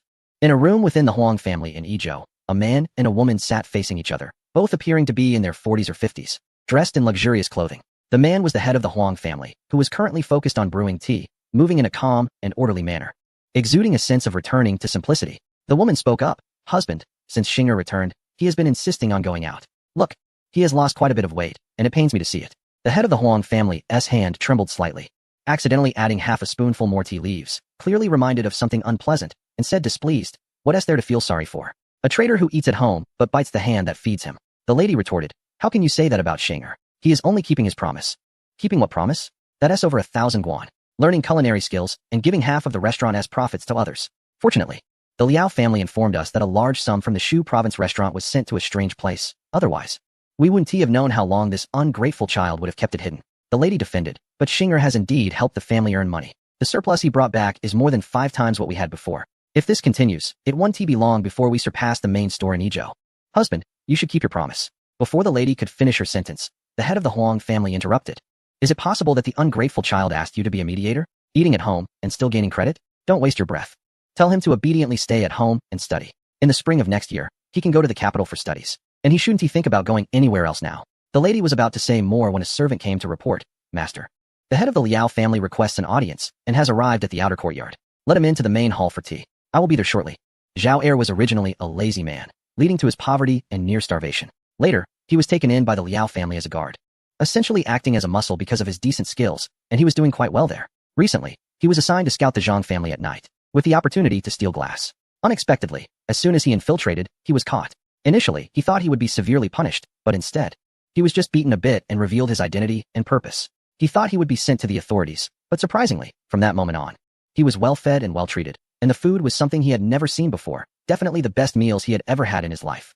Do you remember the time when I successfully completed a task and Steward's son treated me to a meal at the top-ranked restaurant in Shu Prefecture? At that moment, I thought it was the best meal I had ever had, but now, compared to the food in the prison of Zhang's family, it feels like pig food. Sometimes I wonder if living in that dungeon for a lifetime wouldn't be so bad, but unfortunately, just when my injuries were almost healed, I was released. After being freed, I felt that life had lost its color. I used to thrive at the Liao family, but now I feel like nothing. And the food I have is even worse than what the prisoners of Zhang's family get. The only thing on my mind now is to go home and see my mother. Ah, mother, I'm back. I shouted as soon as I returned to my small courtyard. Erlang is back. Why did it take you so long this time? A concerned elderly woman came out of the house and asked. The task this time was a bit far, so it delayed a few days. I hope Steward's son didn't trouble you while I was away, I replied. The elderly woman didn't answer me directly, but rather, with a hint of surprise, said, Erlang, you seem to have gained quite a bit of weight. Was this task easier? A hint of embarrassment flashed across my face. Perhaps the task was indeed easier, I thought to myself, but I replied, Ah, mother, you must be mistaken. How could I gain weight from running errands? As long as everything at home is fine, I will go report in. Just as I was about to leave, I turned back, took out a shiny, oily food item from my pocket, which was likely a crispy chicken leg smuggled out from Zhang's dungeon. I quickly stuffed it into the elderly woman's hand and ran out again. Looking at the tempting chicken leg in her hand, the elderly woman playfully scolded, You child, why are you so hasty? You came home without even reporting in. With such a good master, you should pay more attention to your tasks. I didn't stop and quickly found Sunda, greeting him with a smile. I, Zhao Er, have come to see Steward Sunday cut the pleasantries. I'm here to ask why you took so long. Did you gain anything? Just as I was about to respond, I was interrupted by Sunda. Wait, have you gained weight? My heart sank. I thought to myself, I've been well fed these days, and I couldn't help but indulge a bit. I wondered if he would believe me. Although it was the truth, I figured he might think I was delusional. So I said, it might be because I was bound while locked up, and my body swelled up. Now I feel sore all over. I even pretended to pinch my arm. Though Sunda still felt something was off, he couldn't pinpoint the problem. Alright, then tell me about your gains. This time, I had nothing to report from my infiltration, so I had to force myself to say, I didn't have a good start. I was caught as soon as I infiltrated. You useless one, how dare you come back to report? Seeing Sunda angry, I quickly defended myself. Steward's son, I can't say I gained nothing at all. At least I got to know the layout of Zhang's place, so it will be easier next time. Alright, I suppose that makes sense. However, since you didn't complete this task, your pay for this month will be halved. Sunda was quite ruthless. Most of the deducted pay would probably end up in his own pocket. Zhao Er, upon hearing that his monthly pay would be deducted, quickly pleaded, Manager's son. I may not have any achievements, but I have worked hard. My family is relying on my pay to buy rice for cooking. Could you possibly make an exception? This matter was non-negotiable. If he wanted his pay, he had to perform better. Sunda's words were filled with an undeniable authority as he continued. During the days you were detained, did they torture you? Did you say anything that would be detrimental to your master? Zhao Er anticipated this question and had a prepared response. They initially intended to torture me, but I told them that my backer was someone they couldn't afford to offend, so they didn't use force, and I didn't confess to anything. Zhao Er's words were riddled with inconsistencies, yet Sunda filled in the gaps with reasonable assumptions. Over the years of dealing with the Zhang family, they had always been weak and easily bullied, so it was understandable that Zhao Er managed to intimidate them. Seeing that Zhao Er provided no useful information, Sunda waved his hand and said, Alright, you can go back to your business. Manager's son, about my monthly pay. Zhao Er was not ready to give up, as he truly needed that money to buy rice. Losing half meant that he and his mother would go hungry. Sunda said harshly, What are you looking at? If you keep talking, I'll deduct the other half too. Realizing that the decision was final, Zhao Er had no choice but to leave reluctantly, cursing Sun Da's entire family in his heart, with some rather crude words. Although he said he was going back to work, there was really nothing for him to do. Someone like Zhao Er, a thug, didn't he have much to handle? Just needed to be on standby. So he greeted a few others, and said he had matters to attend to at home. This job was usually quite casual. But the treatment was equally casual. Food and monthly pay could be deducted at any time. Zhao Er initially wanted to perform well on the job at the Zhang family's place, hoping for some rewards from the master to make life a bit easier. But unfortunately, things did not go as planned. Upon returning home after a long day, he was extremely hungry and found that the rice jar was nearly empty, making it difficult to find anything to fill his stomach. Fortunately, his mother returned from outside carrying a basket filled with some wild vegetables. Soon, Zhao Mu washed and cooked the wild vegetables and brought them to the table. Zhao Er looked at the chicken leg resting untouched on top of the vegetables, and a wave of sorrow washed over him, causing tears to flow uncontrollably. Suddenly, Zhao Er's expression turned determined as he said, "Mother, one day I will ensure you have chicken legs to eat every day." Chapter 48. The incident at Fu Lai Building. Zhang Xiaochuan originally planned for Su Changming to first learn to read with Yao Er, before teaching him chemistry once he had a grasp of it. However, after conducting a few experiments with Su Changming, Zhang Xiaochuan was pleasantly surprised to discover that his talent was exceptional. Not only did he grasp concepts quickly, but he could also think critically, showing signs of being a genius born for scientific research.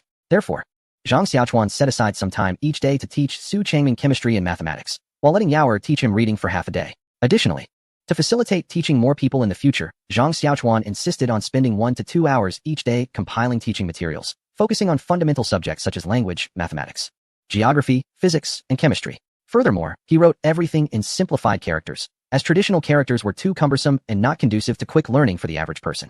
Today, Zhang Xiaochuan just finished teaching Su Changming and was ready to go back and ask Su Sa to prepare some food. "Su Sa, please make me something to eat. I'm hungry." "Sure, Erling, what do you want to eat?" Su Sa said while handing over a menu. Of course, this menu wasn't tea from a restaurant. It was a customized menu that Zhang Xiaochuan created for the village, where meals were still served in a communal dining hall. In the past, they would eat whatever was available, and sometimes just having something to eat was good enough. But now that they had money, they naturally wanted better food. To prevent monotony, Zhang Xiaochuan designed a different menu every day based on the cafeteria style from later times, planning 7 days' worth of meals at a time. This way, everyone could enjoy good food without having the same dishes every day. Why did Zhang Xiaochuan need a menu? Because when he was hungry, only the ingredients listed on the menu were readily available. Otherwise, Su Sa would have to go shopping. Zhang Xiaochuan didn't take the menu and let Su Sa decide freely. Su Sa soon returned with several ingredients and began washing the vegetables. Zhang Xiaochuan, feeling bored, started chatting with her. "Have you been to the Filelu recently?" "I haven't been there for some time. In the past, Manager Huang would sometimes ask me to help or discuss cooking techniques, but he hasn't come to invite me lately." As Su Sa washed the vegetables, she conversed with Zhang Xiaochuan. "I mean, it feels like something is missing lately. Before, Huang would come to consult me about culinary matters every few days, but he suddenly hasn't been around, which is a bit strange. You keep busy, and call me when it's ready," Zhang Xiaochuan said, turning to leave. He found Su Daniu, who was brushing a horse. Su Daniu was now Zhang Xiaochuan's dedicated driver and errand runner. Zhang Xiaochuan asked Su Daniu to go to Filelu and have Huang come to see him. Unexpectedly, Su Daniu returned saying he couldn't find Huang, and the staff at Filelu were a bit unfriendly, as if the manager had changed. Hearing this, Zhang Xiaochuan remembered that it should be after the profit-sharing period, and he hadn't received any dividends. It seemed Filelu was undergoing some changes. So Zhang Xiaochuan decided to go there personally. When he arrived at Filelu, although it wasn't mealtime, there were still quite a few diners inside, which showed how good the business was. At this moment, a waiter recognized Zhang Xiaochuan and quickly approached him. "Are you here to dine, sir?" Zhang Xiaochuan found the waiter's words quite displeasing, as if he were just a customer. He replied coldly, "I'm looking for someone. Go call Huang over."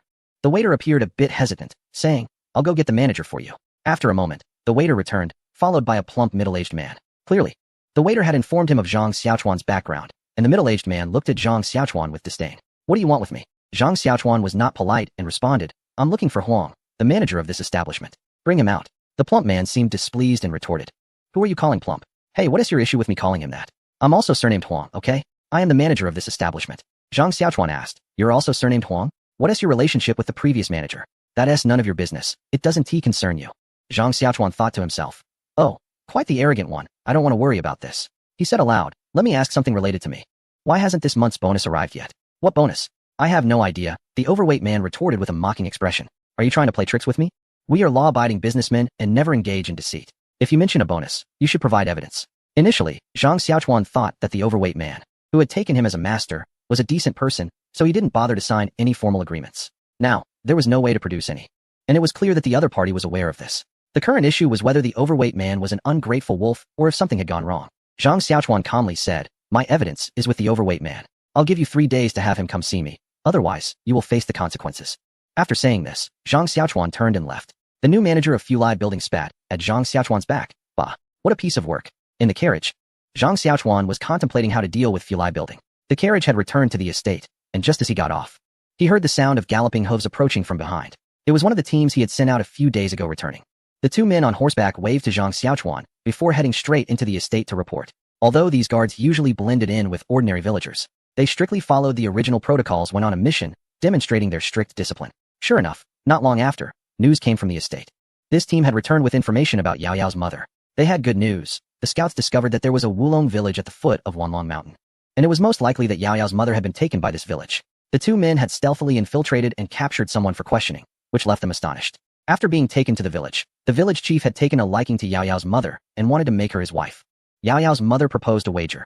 If she lost, she would marry the chief, but if she won, she would become the chief. The chief agreed to the wager, and unsurprisingly, he lost. Once Yao Yao's mother became the chief, she immediately sent someone to look for Yao Yao, who had been anxiously missing for so long. When the 2 men brought the news that Yao Yao was safe, her worry dissipated. She recalled the search party looking for her daughter and planned to host a banquet for the 2 men in the village, but they declined, saying they were eager to return with their report. Yao Yao's mother said she needed to arrange some matters in the village and would come to find Yao Yao later. Zhang Xiaochuan initially wanted to share this good news with Yao Yao right away, but he couldn't find her anywhere today. Chapter 49, Shangwan Fenglan that night. The weather was gloomy with dark clouds all around, and it was pitch black outside. The small oil lamp inside emitted a faint light, soon to be swallowed by darkness. The weather felt stuffy. Even with the window wide open, there wasn't a hint of a breeze. Zhang Xiaochuan, who was writing teaching materials, felt unbearably hot, beads of sweat forming on his forehead and feeling greasy when wiped away. He walked to the window, where there was a wooden rack with a basin of clean water. He splashed some water on his face, and just then, a light breeze blew by, making him feel extremely refreshed and comfortable. In the next moment, Zhang Xiaochuan felt goosebumps all over as a stunning face emerged from the darkness, and he almost screamed, "A ghost." However, he couldn't make a sound because a soft, snow-white hand covered his mouth. "Don't scream. I am Yao Yao's mother. I won't harm you." The voice was as sweet as Yao Yao's, but carried a mature charm that was even more captivating. Hearing this, Zhang Xiaochuan, regaining his composure, felt no fear. Instead, the soft hand against his lips was intoxicating, accompanied by a faint fragrance that stirred his male hormones. With a dry throat, he instinctively licked his lips, only to end up licking the hand. The hand quickly withdrew, and the woman distanced herself from him, scolding, "Pervert." Feeling a bit embarrassed, Zhang Xiaochuan realized that it was purely instinctive. It seemed this vigorous young woman needed an outlet for her energy. It was all too reckless. Sorry. I suddenly felt dry in my mouth. It wasn't intentional. Now he had the chance to take a good look at the beautiful woman before him. She appeared to be in her 20s or 30s, with striking features and an air of heroism that added to her allure. Dressed in fitted attire, her figure was perfectly shaped, with no excess fat, especially her prominent chest, which was said to be so ample that one hand couldn't fully grasp it. Zhang Xiaochuan was engrossed in watching when Yao Yao's mother said, "Pervert, have you seen enough? You must be Zhang Xiaochuan," wiping the drool from the corner of his mouth. He replied, "That's me. May I ask how to address you, beautiful?" "Beautiful?" she echoed, almost as a question, then continued, "That suits me well. You can call me beautiful." Seeing Zhang Xiaochuan's bewildered expression, she chuckled. "All right, I won't tease you anymore. My name is Shangwan Fenglan. Yao Yao's surname is Shangwan. Why does her mother also share the same surname?" He teased. "Is it now popular to take the mother's surname?" Shangwan Fenglan suddenly became serious, saying, "I only regret that the men of the Shangwan family are not living up to expectations. Otherwise, I wouldn't need to carry my mother's surname." From her tone, it seemed her mother also had the Shangwan surname and was someone with a story. Speaking of outstanding women from the Shangwan family, none were more notable than Shangwan Wanner. Zhang Xiaochuan's heart skipped a beat, and he blurted out, "Is Shangwan Wanner your mother? Who are you, and how do you know?" Shangwan Fenglan moved swiftly. A dagger pointed directly at Zhang Xiaochuan's throat. Zhang Xiaochuan stood straight, afraid to move, fearing that she might accidentally harm him. He quickly explained, "Don't be agitated. I only inferred it from your words. The only famous woman from the Shangwan family I can think of is Shangwan Wanner." After a moment of thought, Shangwan Fenglan found his reasoning acceptable and lowered her weapon. Then, with disdain, she said, "With your weak appearance, you dare to act flirtatious? Be careful not to die in bed." An overwhelming sense of helplessness washed over Zhang Xiaochuan. Why were these 2 women so fierce? Scaring people in the middle of the night and starting with insults? He had had enough. Unable to respond to her remark, he changed the subject, saying, "Let me take you to find Yao Yao." "No need, I've seen it already. But I wonder what you wanted from me at this late hour." Zhang Xiaochuan added silently that the sudden visit had nearly scared him to death. "It's just that Yao praised you to the heavens. So I came to see if you're worthy of her affection." With that, she scrutinized Zhang Xiaochuan from head to toe. Zhang Xiaochuan was provoked by her slightly contemptuous gaze. "What are you looking at? Of course, I'm not worthy. Why should I be good enough for your daughter?" I never planned to marry her. As soon as he finished speaking, Shangwan Fenglan's expression turned sharp. Not marrying. Then why did you take advantage of my Yao? This accusation was something Zhang Xiaochuan couldn't accept. I never took advantage of her. One can eat food indiscriminately, but one shouldn't speak carelessly. When did I take advantage of her? If you didn't take advantage of her, how could she have spoken to you? Zhang Xiaochuan was baffled by this twisted logic. If I forcibly took advantage of her, would she still talk to me? Shangwan Fenglan replied seriously. Then she would have killed you. The fact that you're still alive means she did it willingly. Zhang Xiaochuan felt utterly speechless, thinking it was ridiculous to come and accuse him without understanding the situation, nearly giving him a heart attack. He retorted, Miss, don't you think it's a bit rash to come find me without asking clearly first? Please go back and get the facts straight. Shangwan Fenglan didn't get angry and casually replied, all right, then I'll go back and ask. Without any hesitation, she leaped out of the window, leaving Zhang Xiaochuan in a state of confusion in the dark. In the shadows, another figure shook their head in Zhang Xiaochuan's direction, murmuring to themselves. Erlang's body is really too weak. It only took a little while, and it's done. If Zhang Xiaochuan had heard this, he would have been furious, cursing. You're the weak one. Your whole family is weak. After being tormented by Shangwan Fenglan the night before, Zhang Xiaochuan couldn't fall asleep until late into the night. By now, the sun was already up, and he was still groggy in bed when he heard Uncle Fu calling, Erlang, Erlang, there's a beauty looking for you. Zhang Xiaochuan, who was about to lose his temper from waking up, shot up the moment he heard beauty. Could it be another traveler? He eagerly asked, Uncle Fu, what beauty? Where is she? Uncle Fu slapped his forehead, realizing he had forgotten. It's Yao's mother who wants to see you. At this moment, Zhang Xiaochuan understood. It was the beauty he had called for yesterday, and he thought there was another traveler. He felt a bit disappointed.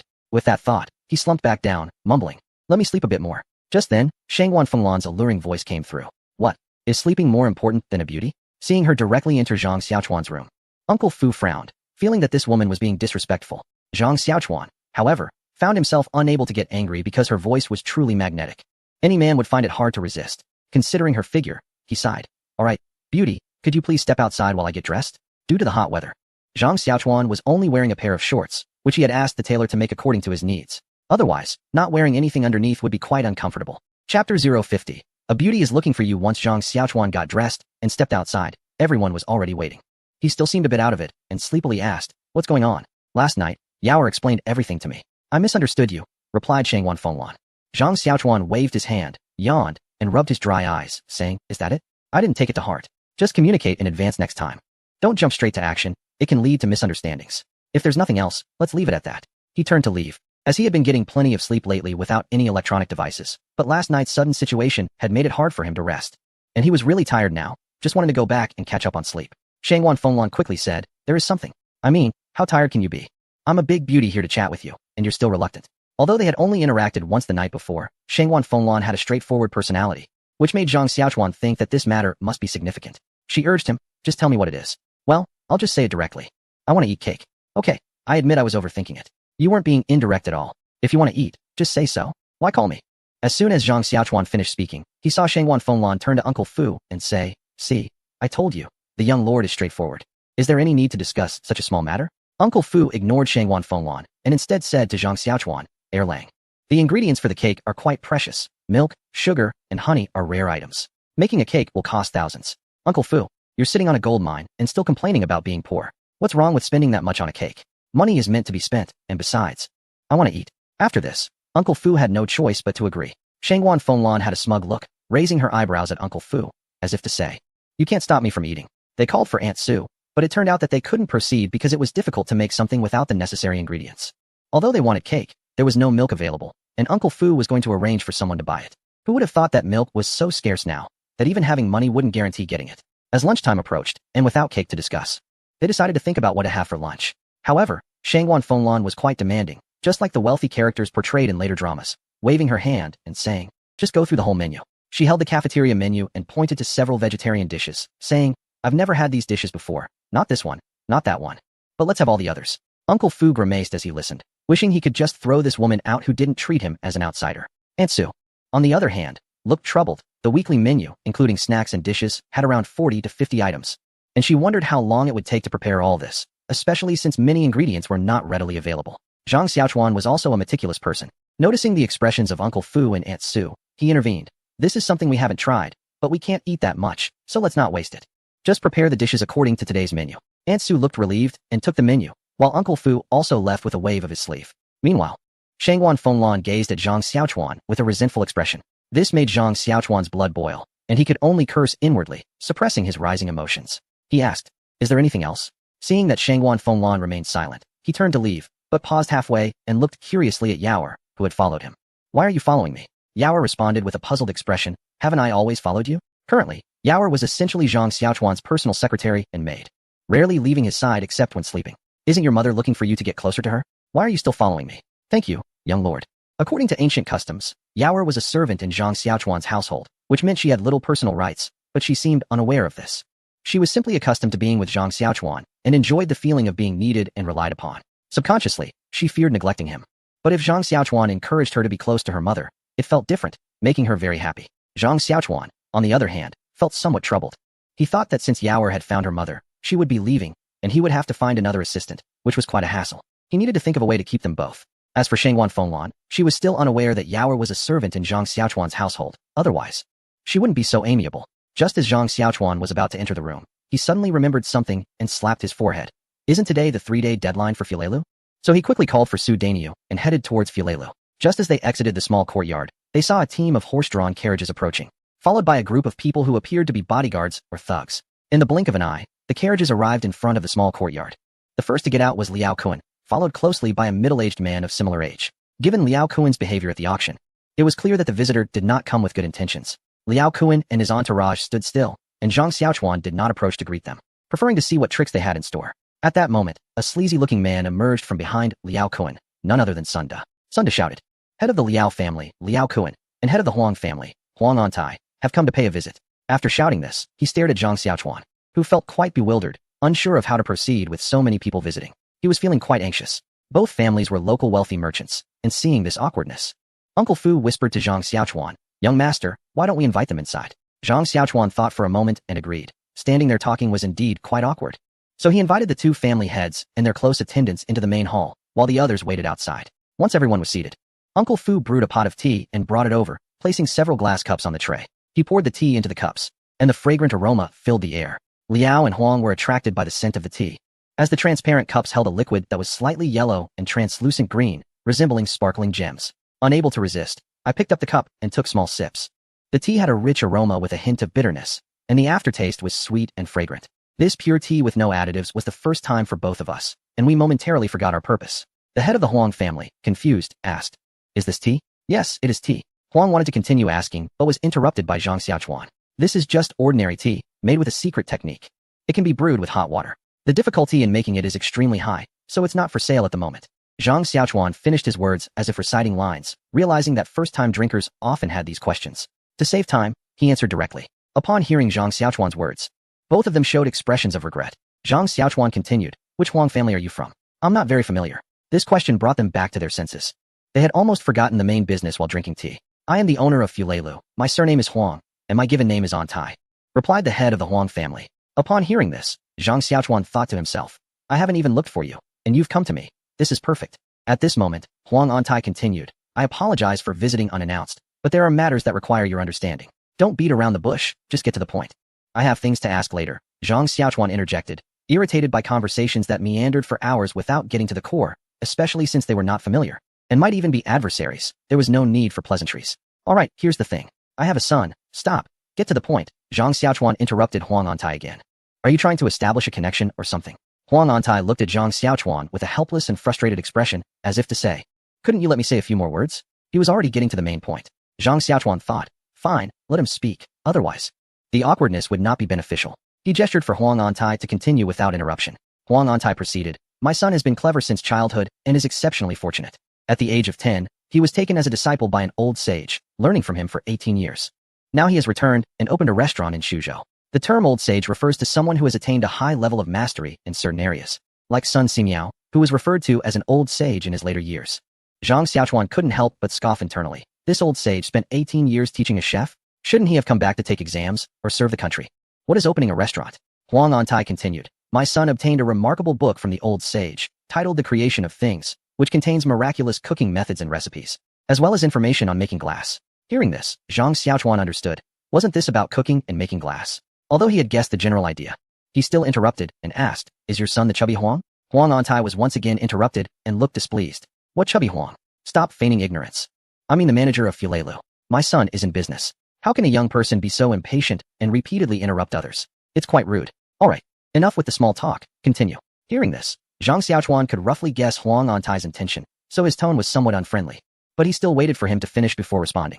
Huang Antai felt speechless and really wanted to leave, but thinking of the purpose of his visit, he held back and continued. It's just that this book has been seized by someone, and since it is very important, I came to request it back.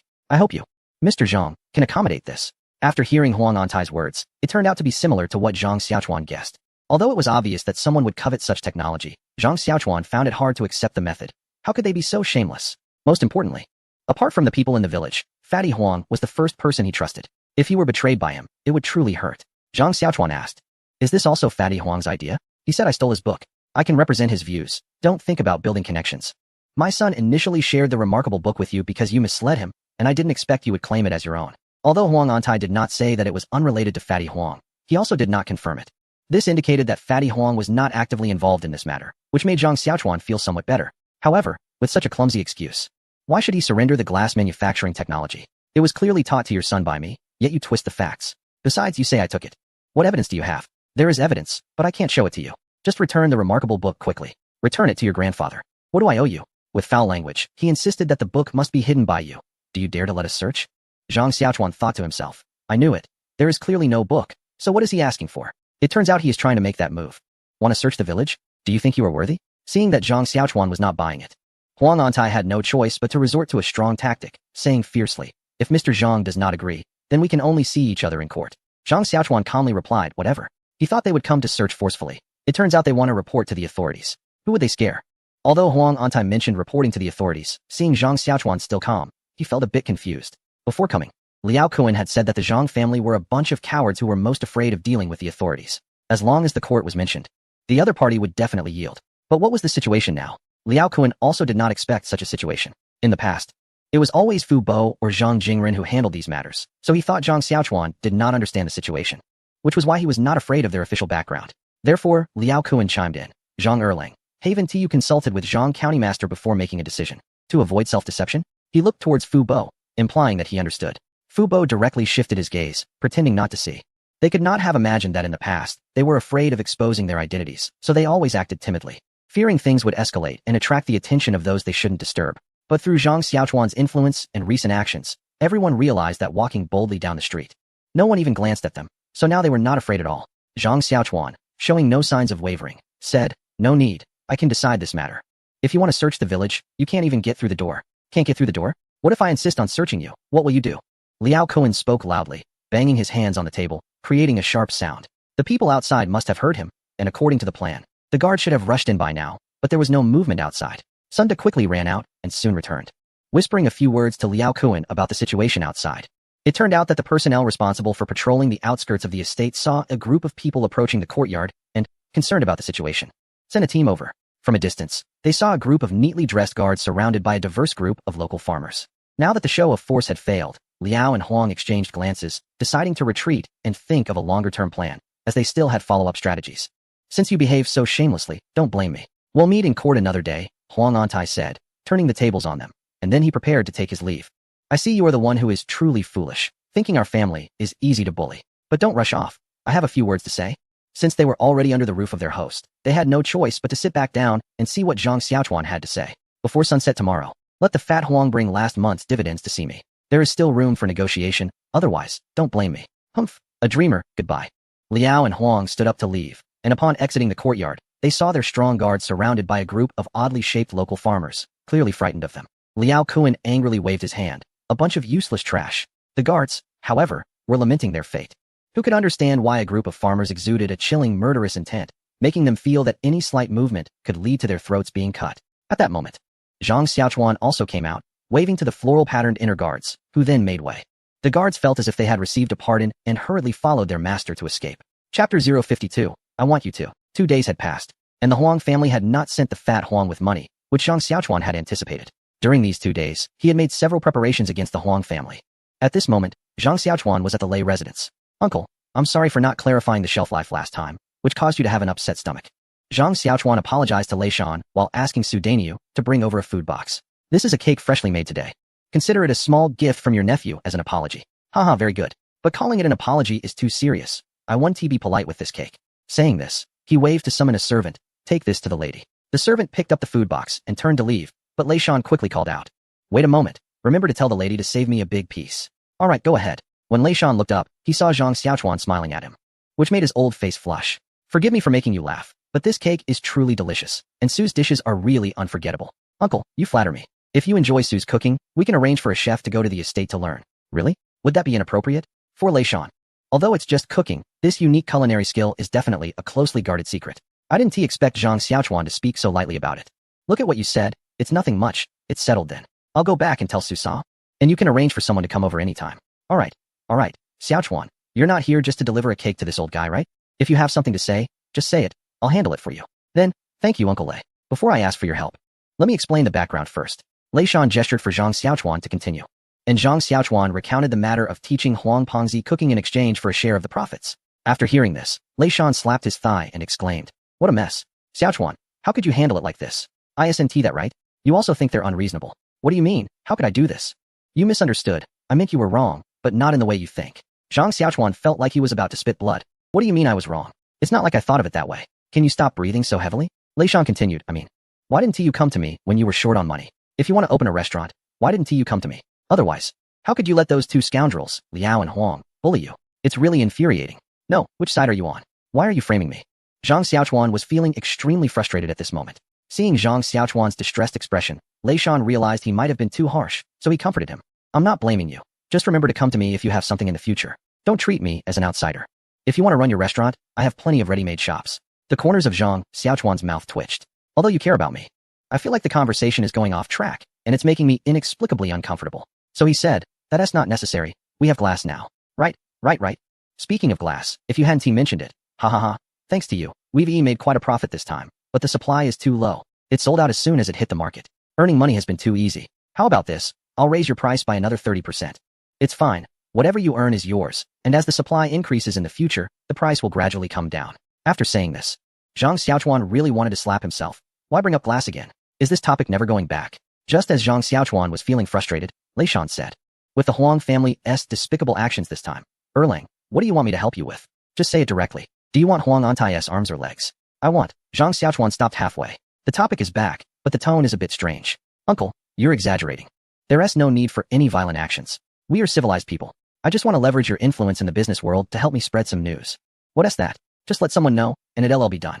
Are you sure you don't want Huang Antai's legs? I want your grandmother's legs. P.S. Not even Jinhua ham. What would I do with them? It's bloody and creepy. Just thinking about it is disgusting. Zhang Xiaochuan still advised Lei Shan not to complicate things further before taking his leave. Just after leaving the Lei family, he saw Fu Bo coming to look for him. It turns out that someone from the local government office has arrived. Please proceed to the court. Normally, lawsuits should start at the county office. But since the Zhang family is prominent, Qingqing County does not dare to adjudicate, so the case has come to the state governor's office. In the main hall, sitting in the center is the presiding officer, the governor of the state, Zhou Pengyan, while Huang Antai stands below. Zhang Xiaochuan arrives and stands beside Huang Antai. Seeing Zhang Xiaochuan has been brought in, Zhou Pengyan does not hold back and directly begins to interrogate. Zhang Xiaochuan from Qingqing County, is it? What brings you here? Yes. What do you want from me? Zhang Xiaochuan can guess it is related to the Liao and Huang families.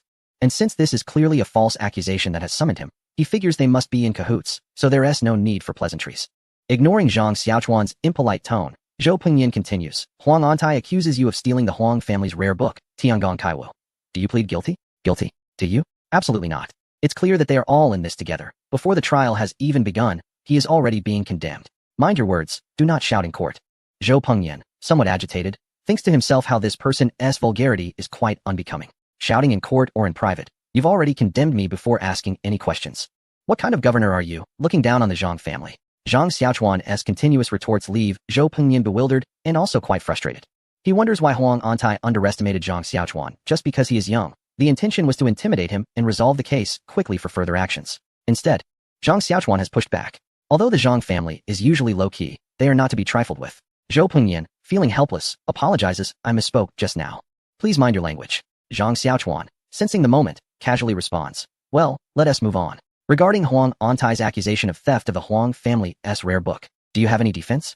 Defense? I didn't do it. Can I leave now? Having been influenced by modern internet critics, Zhang Xiaochuan knows better than to follow the opponent's rhythm and instead opts to answer off topic, playing the role of a rogue. Zhou Pengyan nearly spits out blood. Suppressing his anger, no, since someone has accused you, You must prove your innocence. Then I accuse you of accepting bribes and colluding with merchants to persecute the loyal. Please prove your innocence, Governor. Zhang Xiaochuan turns the tables. Zhou Pengyan, feeling a bit restless, responds, You insolent child. How dare you make baseless accusations against me? If others can make baseless accusations against me, why can't I make baseless accusations against you, Governor? Could it be that you truly are colluding with merchants to persecute the loyal? Zhou Pengyan is quite furious, having silently cursed Zhang Xiaochuan's ancestors, thinking how he is no loyal subject, but rather a rogue. However, as a governor, he cannot stoop to Zhang Xiaochuan's level of vulgarity and must maintain his authority. So he slams the table and declares loudly, The Huang family has evidence against you. Do not cause a disturbance. Evidence. That is something Zhang Xiaochuan did not expect. Chapter 053. Indeed, it's a collusion between officials and businessmen. Since the culinary skills were taught by myself and the book was fabricated, any evidence must be false. Therefore, Zhang Xiaochuan calmly replied, Sure, I don't know what evidence you have. It seems you're not giving up until you see the coffin. Bring it out. As soon as Zhou Pengyan finished speaking, a constable came forward carrying a tray. On it lay a yellowed book that looked quite old, with the title Tiangong Kaiwu prominently displayed on the cover. Although it was in small seal script, Zhang Xiaochuan could recognize the 4 characters. Not knowing where the book came from, Zhang Xiaochuan pointed at it and said, Isn't this book right here? How can you say I stole it? He reached out to take a look, but was blocked by the constable. Zhou Pengyan did not respond, but gave a look to Huang Antai standing nearby. Huang Antai immediately stepped forward, picked up the book, and turned it in front of Zhang Xiaochuan, revealing that the book was only half intact and had obvious tear marks. Huang Antai said, This is the book you stole, which my son discovered. During the struggle, it was torn, leaving only the first section about cooking. This prop and story were crafted as if they were real. They really went through a lot of trouble to steal my glass formula. Zhang Xiaochuan continued to act shamelessly and asked Zhou Pengyan, Why didn't you say from the beginning that I was stealing his book and that it got torn? Zhou Pengyan was already on the verge of collapse, thinking to himself, What do you mean I didn't say? You never gave me a chance to finish my sentence. You interrupted me with 3 responses for every one I made. Externally, he maintained a serious demeanor and stated, Huang Antai accuses you of stealing a rare book from the Huang family. Now that the evidence is conclusive, what else do you have to say? I said, It seems you indeed receive benefits from the Huang family. It's clearly a collusion between officials and businessmen. Zhou Pengyan felt like spitting blood, furious, and retorted, with conclusive evidence. You still dare to accuse me? Do you think I wouldn't dare to punish you? Zhang Xiaochuan continued to provoke Zhou Pengyan relentlessly. You. Zhou Pengyan could no longer contain his anger and shouted, Someone. Wait, Zhang Xiaochuan interjected. What if this guy really goes mad and starts hitting himself? That would be a bit much. Zhang Xiaochuan restrained himself a bit and continued, You say the evidence is conclusive, but the Huang family only provided half a torn book. And it's not even the main victim coming forward, which is equivalent to having no witnesses. You claim I stole it, yet the half I supposedly stole is missing too. This physical evidence is also lacking. How can you call it conclusive? I refuse to accept this. Seeing that Zhang Xiaochuan had calmed down, Zhou Pengyan waved off the constables who were preparing to rush in. The constables were also quite nervous. They all knew about the Zhang family. And if a fight broke out, Zhang Jingren might just dismantle the magistrate's office. Zhou Pengyan asked, What do you want? Zhang Xiaochuan replied, First, the main person must come to testify. Before Zhou Pengyan could respond, Huang Antai jumped in. Governor, my son is seriously ill and cannot come. I hope you can be lenient. Moreover, as his father, I can fully represent him. As the saying goes, a father stands for his son. Since your son is ill, you shall testify on his behalf. Zhang Xiaochuan really wanted to say, You must have accepted benefits from the Huang family. But he estimated that it wouldn't matter much if he said it, and the audience might think he was being unreasonable. So he said, Even so? What about the physical evidence? This half of the book can at most prove that this thing exists. Where's the other half? This is what I want to ask as well. Please hand it over quickly, and you might receive a lighter punishment. I'll let you have it. But I want to be civilized. I didn't take anything, so what am I handing over? This book is probably fake. Zhang Xiaochuan wanted to check the book, but was stopped, so he didn't touch its material. However, theoretically, this book doesn't exist. At least its content is fake. Because when Huang Antai opened it, Zhang Xiaochuan caught a glimpse of some content, which was clearly about culinary skills. This was definitely something created to frame him. Don't talk nonsense. The book has been verified and is indeed an ancient text. The damage is also new. So stop your pointless arguments and quickly hand over the remaining part. Zhou Pengyan paused for a moment to build up his authority before continuing in a commanding tone. Moreover, the value of this ancient book is difficult to assess normally. If valued as a regular book, it's only worth a few coins. But if calculated based on the value it can bring, it could be worth hundreds of thousands. Zhou Pengyan rambled on, but simply put, the Huang family had the right to define the value of this book and claim it. If it was considered a theft of ordinary books, the crime would be light, resulting in a few hundred lashes, and as a noble, a fine could be applied instead. However, if calculated based on the benefits the book could generate, and if it was forcibly taken, it would be considered robbery, a serious crime punishable by death. The implication was clear. If he obediently handed over the recipe, the Huang family would file a lighter complaint, and he would be in the clear. If he didn't hand it over, the current evidence would be enough to convict him, which could lead to a death sentence. Zhang Xiaochuan's understanding was once again refreshed. Something that was non-existent had now become an ironclad case. Although there were many loopholes. In ancient times, if the authorities deemed the evidence reasonable, it was considered valid. Whether the other half of the book truly existed or had been destroyed by Zhang Xiaochuan was no longer important. Now Zhang Xiaochuan had two choices. One was to deny everything and wait for the authorities to unreasonably determine his guilt, leading to a death sentence. The other was to produce the glass recipe and plead with the Huang family for mercy. The first option would result in his demise, while the second would lead to his humiliation. Zhang Xiaochuan didn't want to choose either. The Huang family was truly ruthless, intent on ruining him. Wait a minute. Zhang Xiaochuan seemed to think of something and shouted, I want to verify the ancient text. I suspect it is a forgery. He attempted to take the ancient text, but was blocked by the bailiff. Zhou Pengyan waved his hand and said, let him verify it. Don't try to destroy evidence. There are dozens of eyes watching here. Ignoring him, Zhang Xiaochuan picked up the ancient text and began to examine it, touching the paper and tugging at it slightly. Huang Antai beside him pretended to be very delicate, acting as if it might get damaged, a truly skilled performance. Zhang Xiaochuan held it to his nose and smelled it. He was certain it was fake and also thought of a way to break the deadlock. Zhang Xiaochuan put down the book and said, I can prove that this book is fake. To convince you, I need to go back and prepare. Governor Zhou, that's not acceptable. He must be trying to hide now that the situation is revealed. Someone interjected. Huang Antai immediately jumped out to stop Zhang Xiaochuan from leaving. That's reasonable. The case is not settled yet, and we can't let you go back, Zhou Pengyan added. Zhang Xiaochuan was also getting angry. He hadn't done anything yet, and they were already treating him like a criminal. He shouted, what if I insist on going back? I want to see who can stop me. What can you do about it? This is the governor's office. Do you think you can rebel? Zhou Pengyan was in cahoots with the Huang family and wanted to solidify the case today, so there was no way they would let him go. At this moment, the guards from the office rushed to the front, confronting the attendants escorting Zhang Xiaochuan, and the tension escalated. Chapter 054, Stone Orchid Solution. Zhang Xiaochuan weighed his options. Although only 4 people were escorting him, with Teng Yi and Luo Xiaohu added, taking down these 20 or so people wouldn't be a big deal. However, the exceptional strength of the Plum Blossom guards would attract unnecessary suspicion and trouble, and he couldn't expose their identity just yet. Seeing that Zhang Xiaochuan was about to lose his temper, Zhou Pengyan didn't dare to really do anything to him. Simply put, he wanted to use the case to threaten Zhang Xiaochuan into handing over the formula. If things escalated, it would be difficult to handle. Moreover, he found that Zhang Xiaochuan was quite easy to negotiate with, so he quickly softened his tone. I ask you, young master, not to make things difficult for this official. This is a forced measure. How about you send someone to fetch it? You personally cannot leave. Would that be acceptable? Zhang Xiaochuan, seeing an opportunity, quickly agreed, saying, all right, I'll send someone back to get it. Afterward, Zhang Xiaochuan took out a small glass bottle filled with black liquid. Zhou Pengyan's eyes widened. This glass bottle was clear and flawless, sparkling beautifully. He thought to himself, no matter what, I must cooperate with the Huang family to obtain the formula. Then I can have glass too. Right now, even a glass cup costs hundreds of coins, which is truly a luxury. If I can obtain the formula to produce and sell it, the profit is unimaginable, and he was almost drooling at the thought. Zhang Xiaochuan then took out some paper and a feather pen, dipped it in ink, and quickly wrote something down. He handed the note to one of the Plum Blossom guards, instructing him to deliver it to Su Changming and wait for Su to bring the items back. The Zhang family wasn't far from the governor's office, and in less than half an hour, the Plum Blossom guard returned on horseback, carrying a wooden box on his back. Clearly the item Zhang Xiaochuan had asked for. When Zhang Xiaochuan received the wooden box, he said to Zhou Pengyan, could you please have someone bring a table over? Zhou Pengyan gestured to a nearby attendant, and immediately someone brought a table to Zhang Xiaochuan. He set the box down and pulled out a pile of bottles and jars from inside. Zhou Pengyan and Huang Antai's eyes lit up. These were all glass bottles. Although they were a bit oddly shaped, they were definitely all glass products, truly extravagant.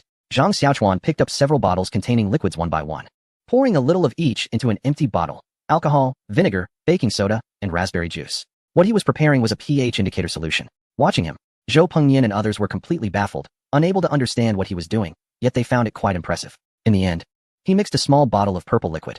Zhang Xiaochuan said, all right, now I will start proving that the so-called ancient books are just fakes. At this moment, Zhou Pengyan's eyes were twitching. He felt that Zhang Xiaochuan would definitely succeed in proving that the ancient texts were counterfeit. However, it was impossible to stop him now.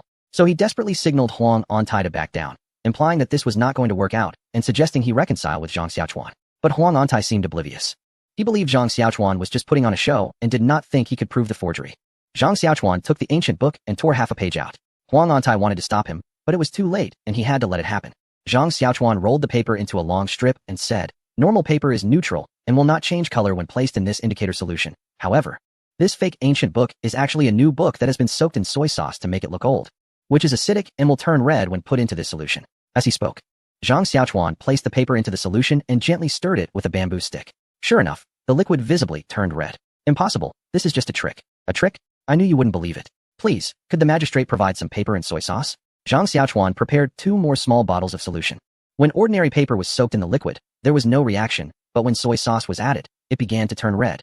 Even redder than the liquid that had soaked the fake ancient book. Impossible, no matter how it changes, it's just a trick, don't think you can fool me.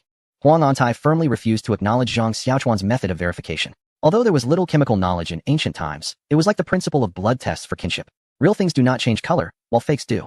Moreover, since this was made with soy sauce, Zhang Xiaochuan had already proven his point by mentioning soy sauce at the beginning. Now he was just playing tricks. Zhang Xiaochuan, feeling helpless, turned to Zhou Pengyan and said, I hope the magistrate will provide justice. Zhou Pengyan was also unsure of what to do. Zhang Xiaochuan's method was simple and understandable, and the ancient texts were indeed forged. Therefore, accusing the Zhang family of stealing book techniques would be an empty accusation, and making false allegations could lead to severe consequences for the Huang family. After thinking for a while, Zhou Pengyan said, Zhang Langjun, we have never seen such a method. This cannot be counted. Moreover, the Huang family's lawsuit has many doubts. I have decided to dismiss the Huang family's lawsuit, and this case is hereby revoked. Sure enough, you have accepted bribes from the Huang family, colluding with officials to frame the loyal. Zhou Pengyan was about to go crazy. Here we go again. Can you even speak normally? You immediately accuse me of accepting bribes and colluding with officials. He immediately retorted, don't talk nonsense. My patience is limited. Do not repeatedly challenge my bottom line.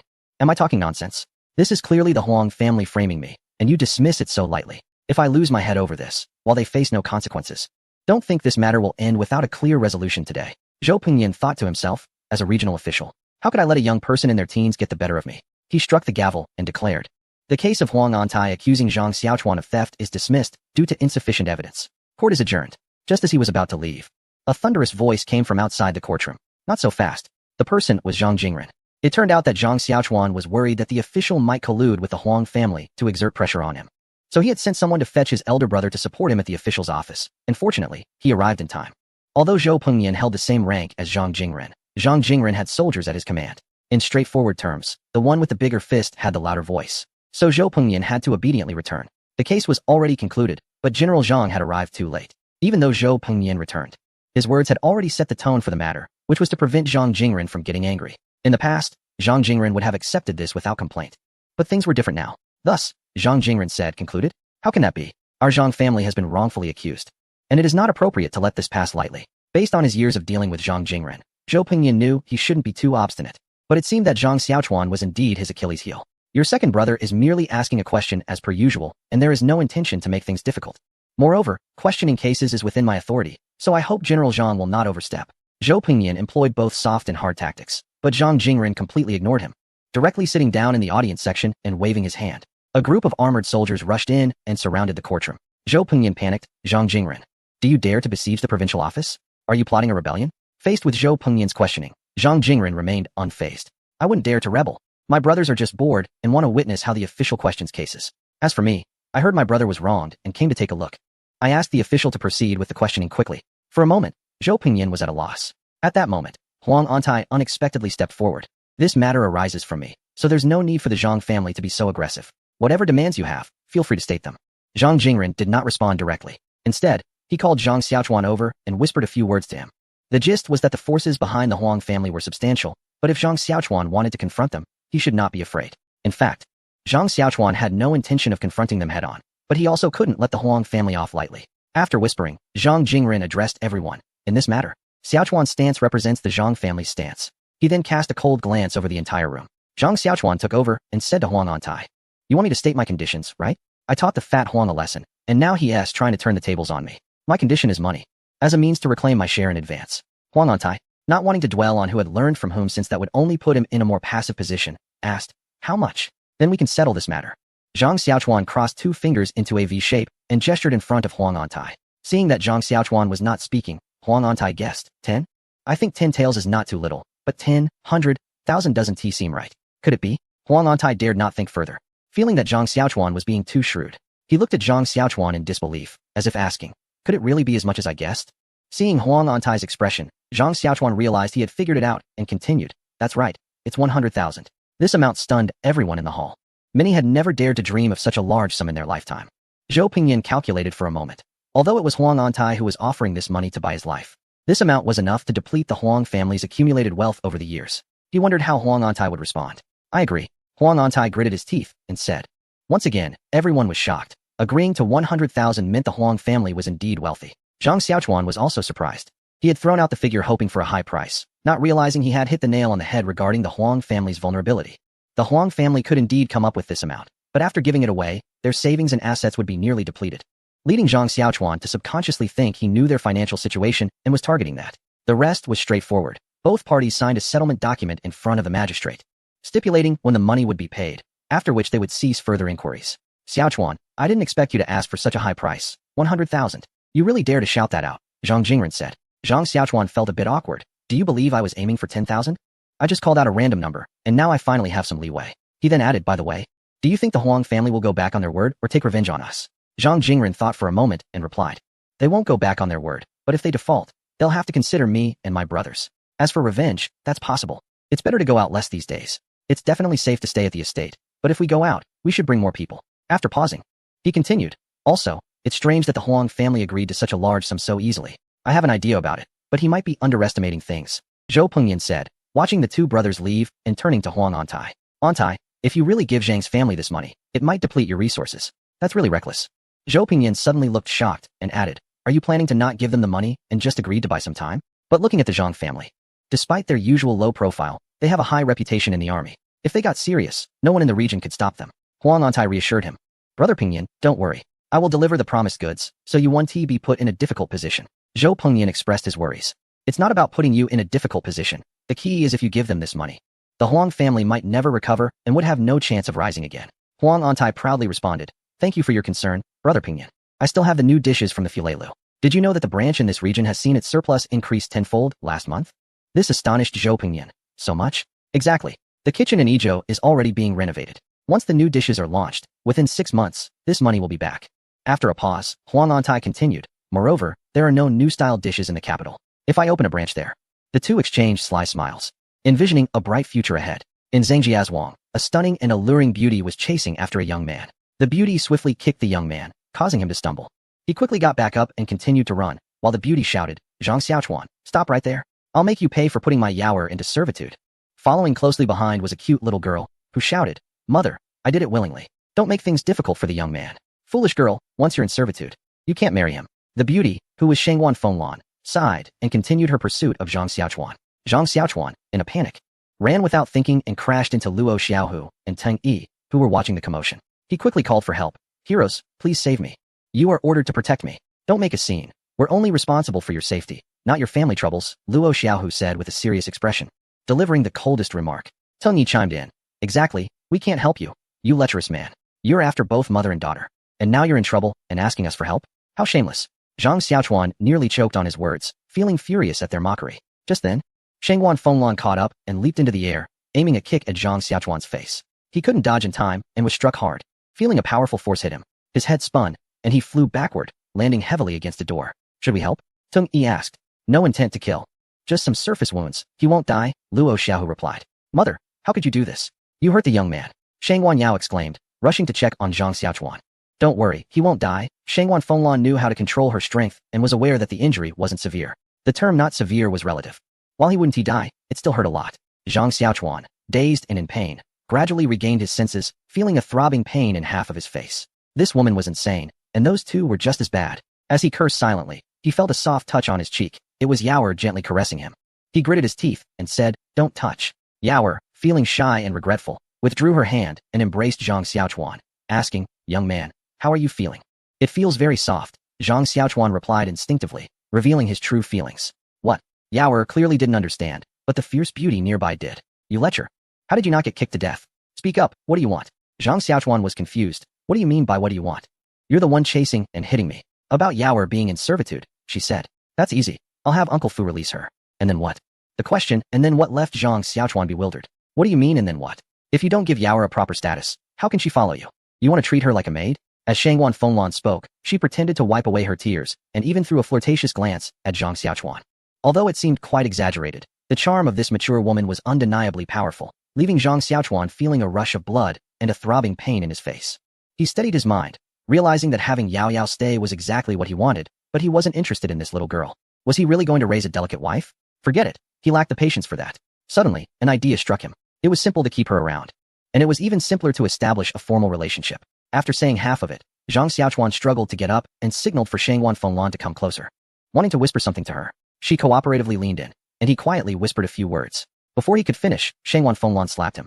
You shameless brat. How dare you covet me? Although the slap wasn't too hard, it left Zhang Xiaochuan's head buzzing. In his heart, he vowed that if he could overpower her, he would pin her down and give her a good spanking. He imagined that would feel quite satisfying.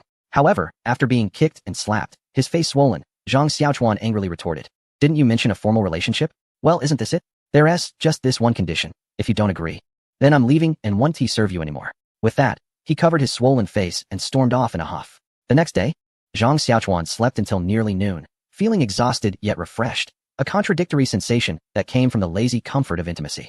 He had not expected that this woman, who seemed alluring, would be even more enchanting in bed. Lost in thoughts, a smile crept onto his face as he recalled how Shangwan Fenglan had intruded into his room again late last night, insisting that he promised to take care of Yao Yao for a lifetime.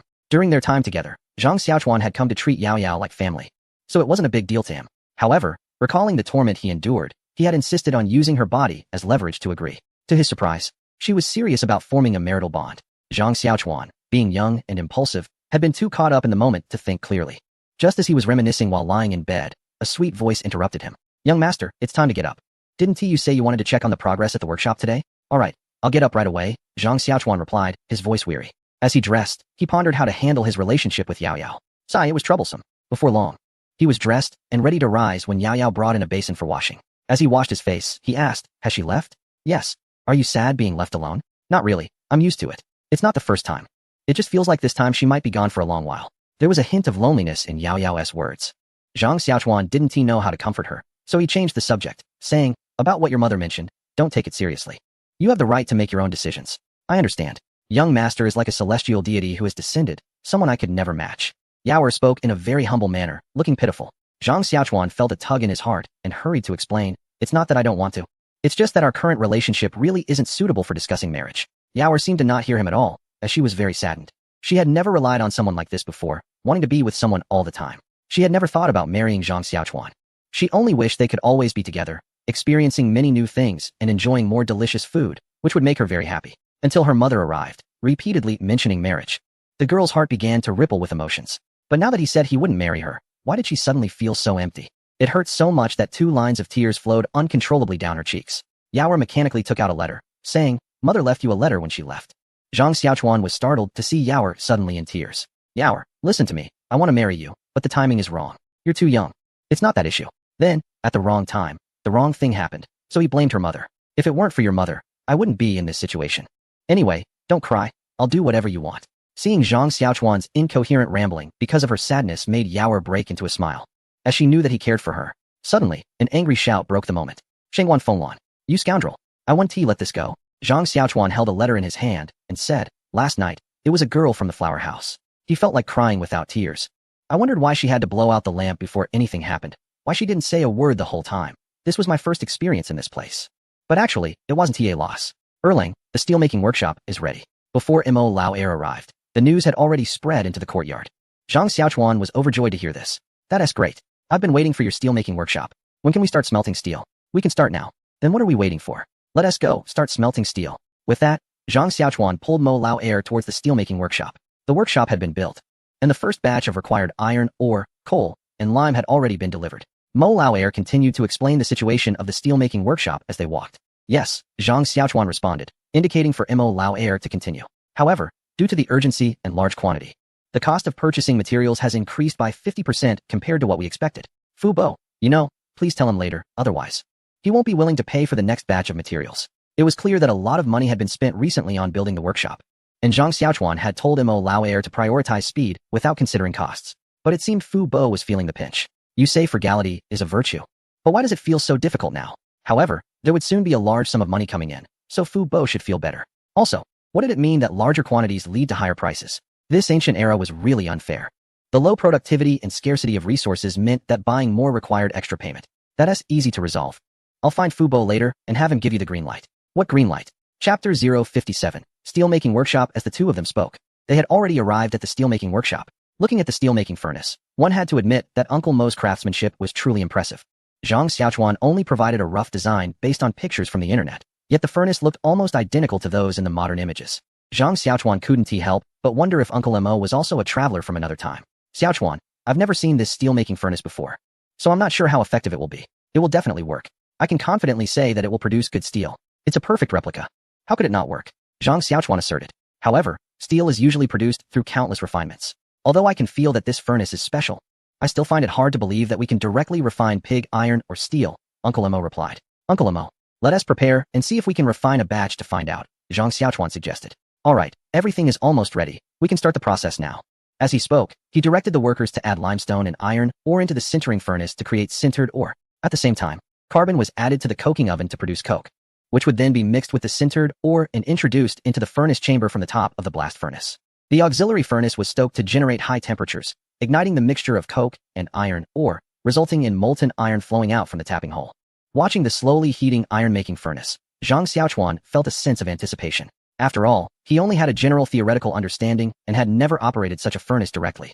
Remembering that they would need to cast the iron afterward, he asked, Uncle Mo, are the molds I mentioned earlier ready? Yes, they are ready. But the mold is shaped like a cauldron. Can we cast directly with molten iron? Uncle Mo expressed his concerns. His worries were not unfounded. The iron produced in ancient times often contained many impurities, making it brittle and inadequate for tools without repeated forging and quenching for proper use. Let us just cast a couple of cauldrons to test it out, Zhang Xiaochuan suggested. Uncle Mo nodded in agreement. That sounds reasonable.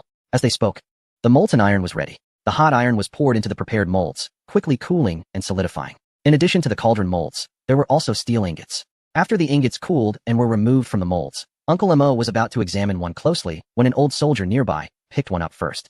He struck the two ingots lightly together, producing a crisp sound, and then exclaimed, good, very good, before turning and walking away with the ingot.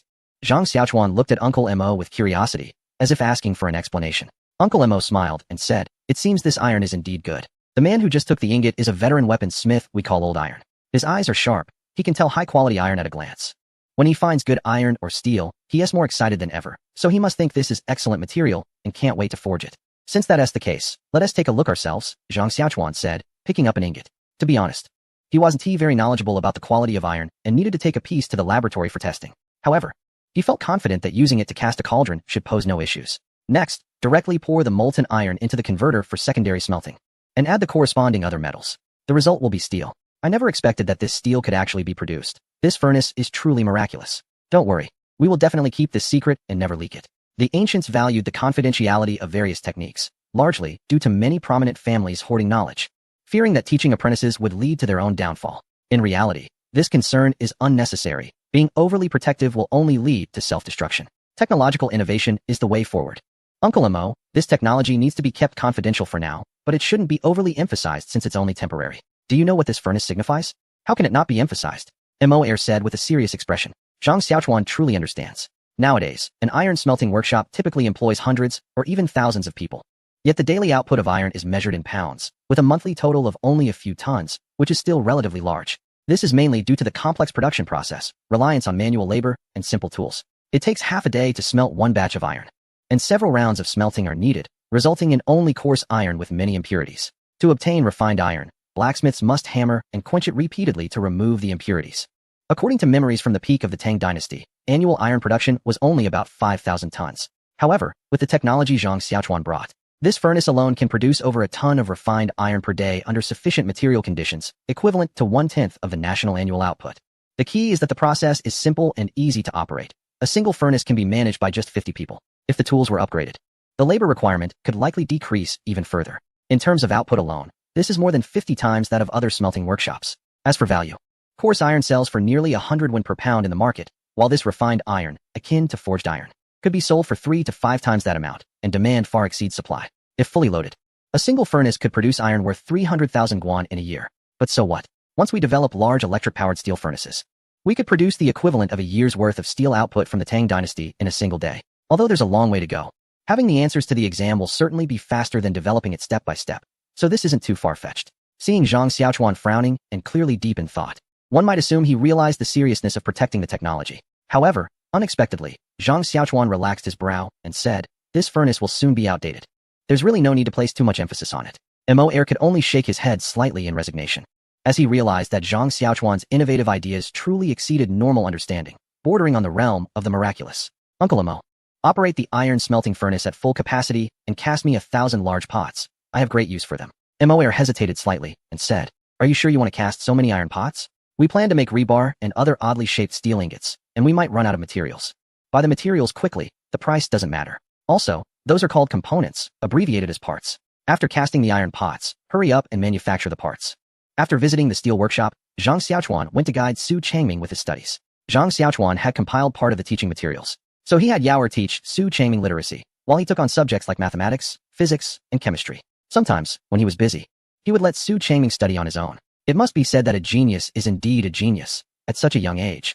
He could grasp physics and chemistry effortlessly. The only drawback was that this genius had a unique way of thinking and often posed questions that left Zhang Xiaochuan speechless, which was quite awkward. Chapter 58. Trouble with money. After teaching Su Changming, Zhang Xiaochuan went to find Uncle Fu. Uncle Fu was easy to locate, as he had been spending most of his time in the warehouse lately. Upon arriving at the warehouse, he indeed saw Uncle Fu busy counting supplies while jotting down notes in a ledger. "Uncle Fu, you're busy," Zhang Xiaochuan greeted him with a grin. Seeing Zhang Xiaochuan, Uncle Fu's expression was like that of a hungry person seeing food, slightly excited as he said, "Oh, it's Erlang. I was just about to look for you." Given Uncle Fu's frugal nature, Zhang Xiaochuan knew that keeping him in a generous mood would be quite challenging, so he spoke in a very flattering tone. "Isn't this just perfect? You go ahead and speak first. This warehouse is really beyond my control. I hope you can find someone more capable." Uncle Fu seemed to know why Zhang Xiaochuan was looking for him, and he quickly turned the tables. However, Zhang Xiaochuan thought it wouldn't be a big deal, so he hurriedly responded, "Uncle Fu, you manage this place so well. What are you talking about? I'm relying on you.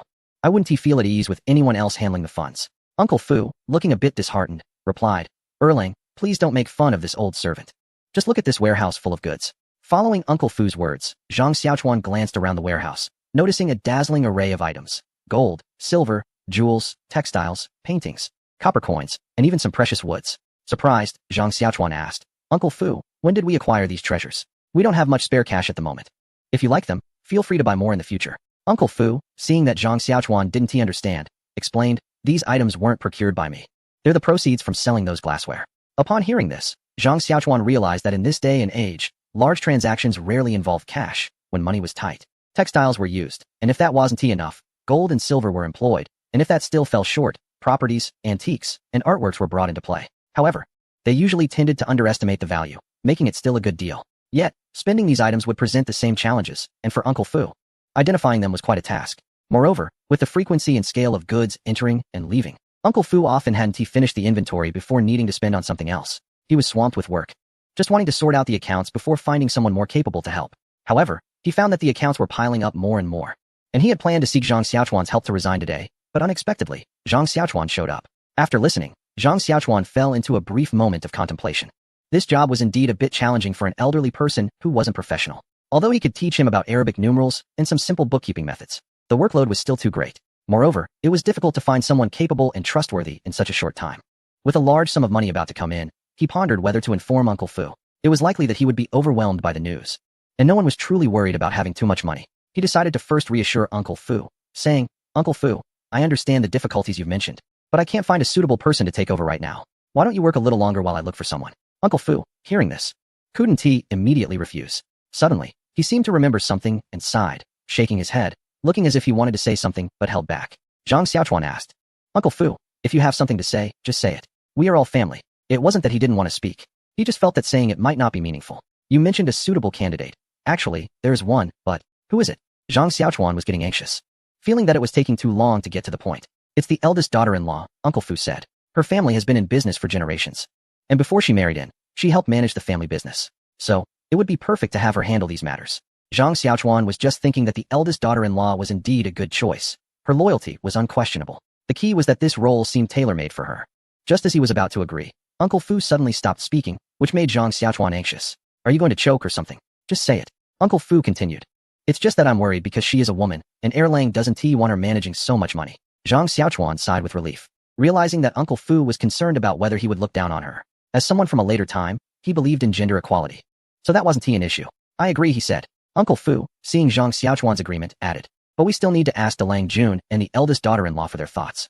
"Understood, leave that to me." Zhang Xiaochuan rushed off to find the eldest daughter-in-law, Chao Qin.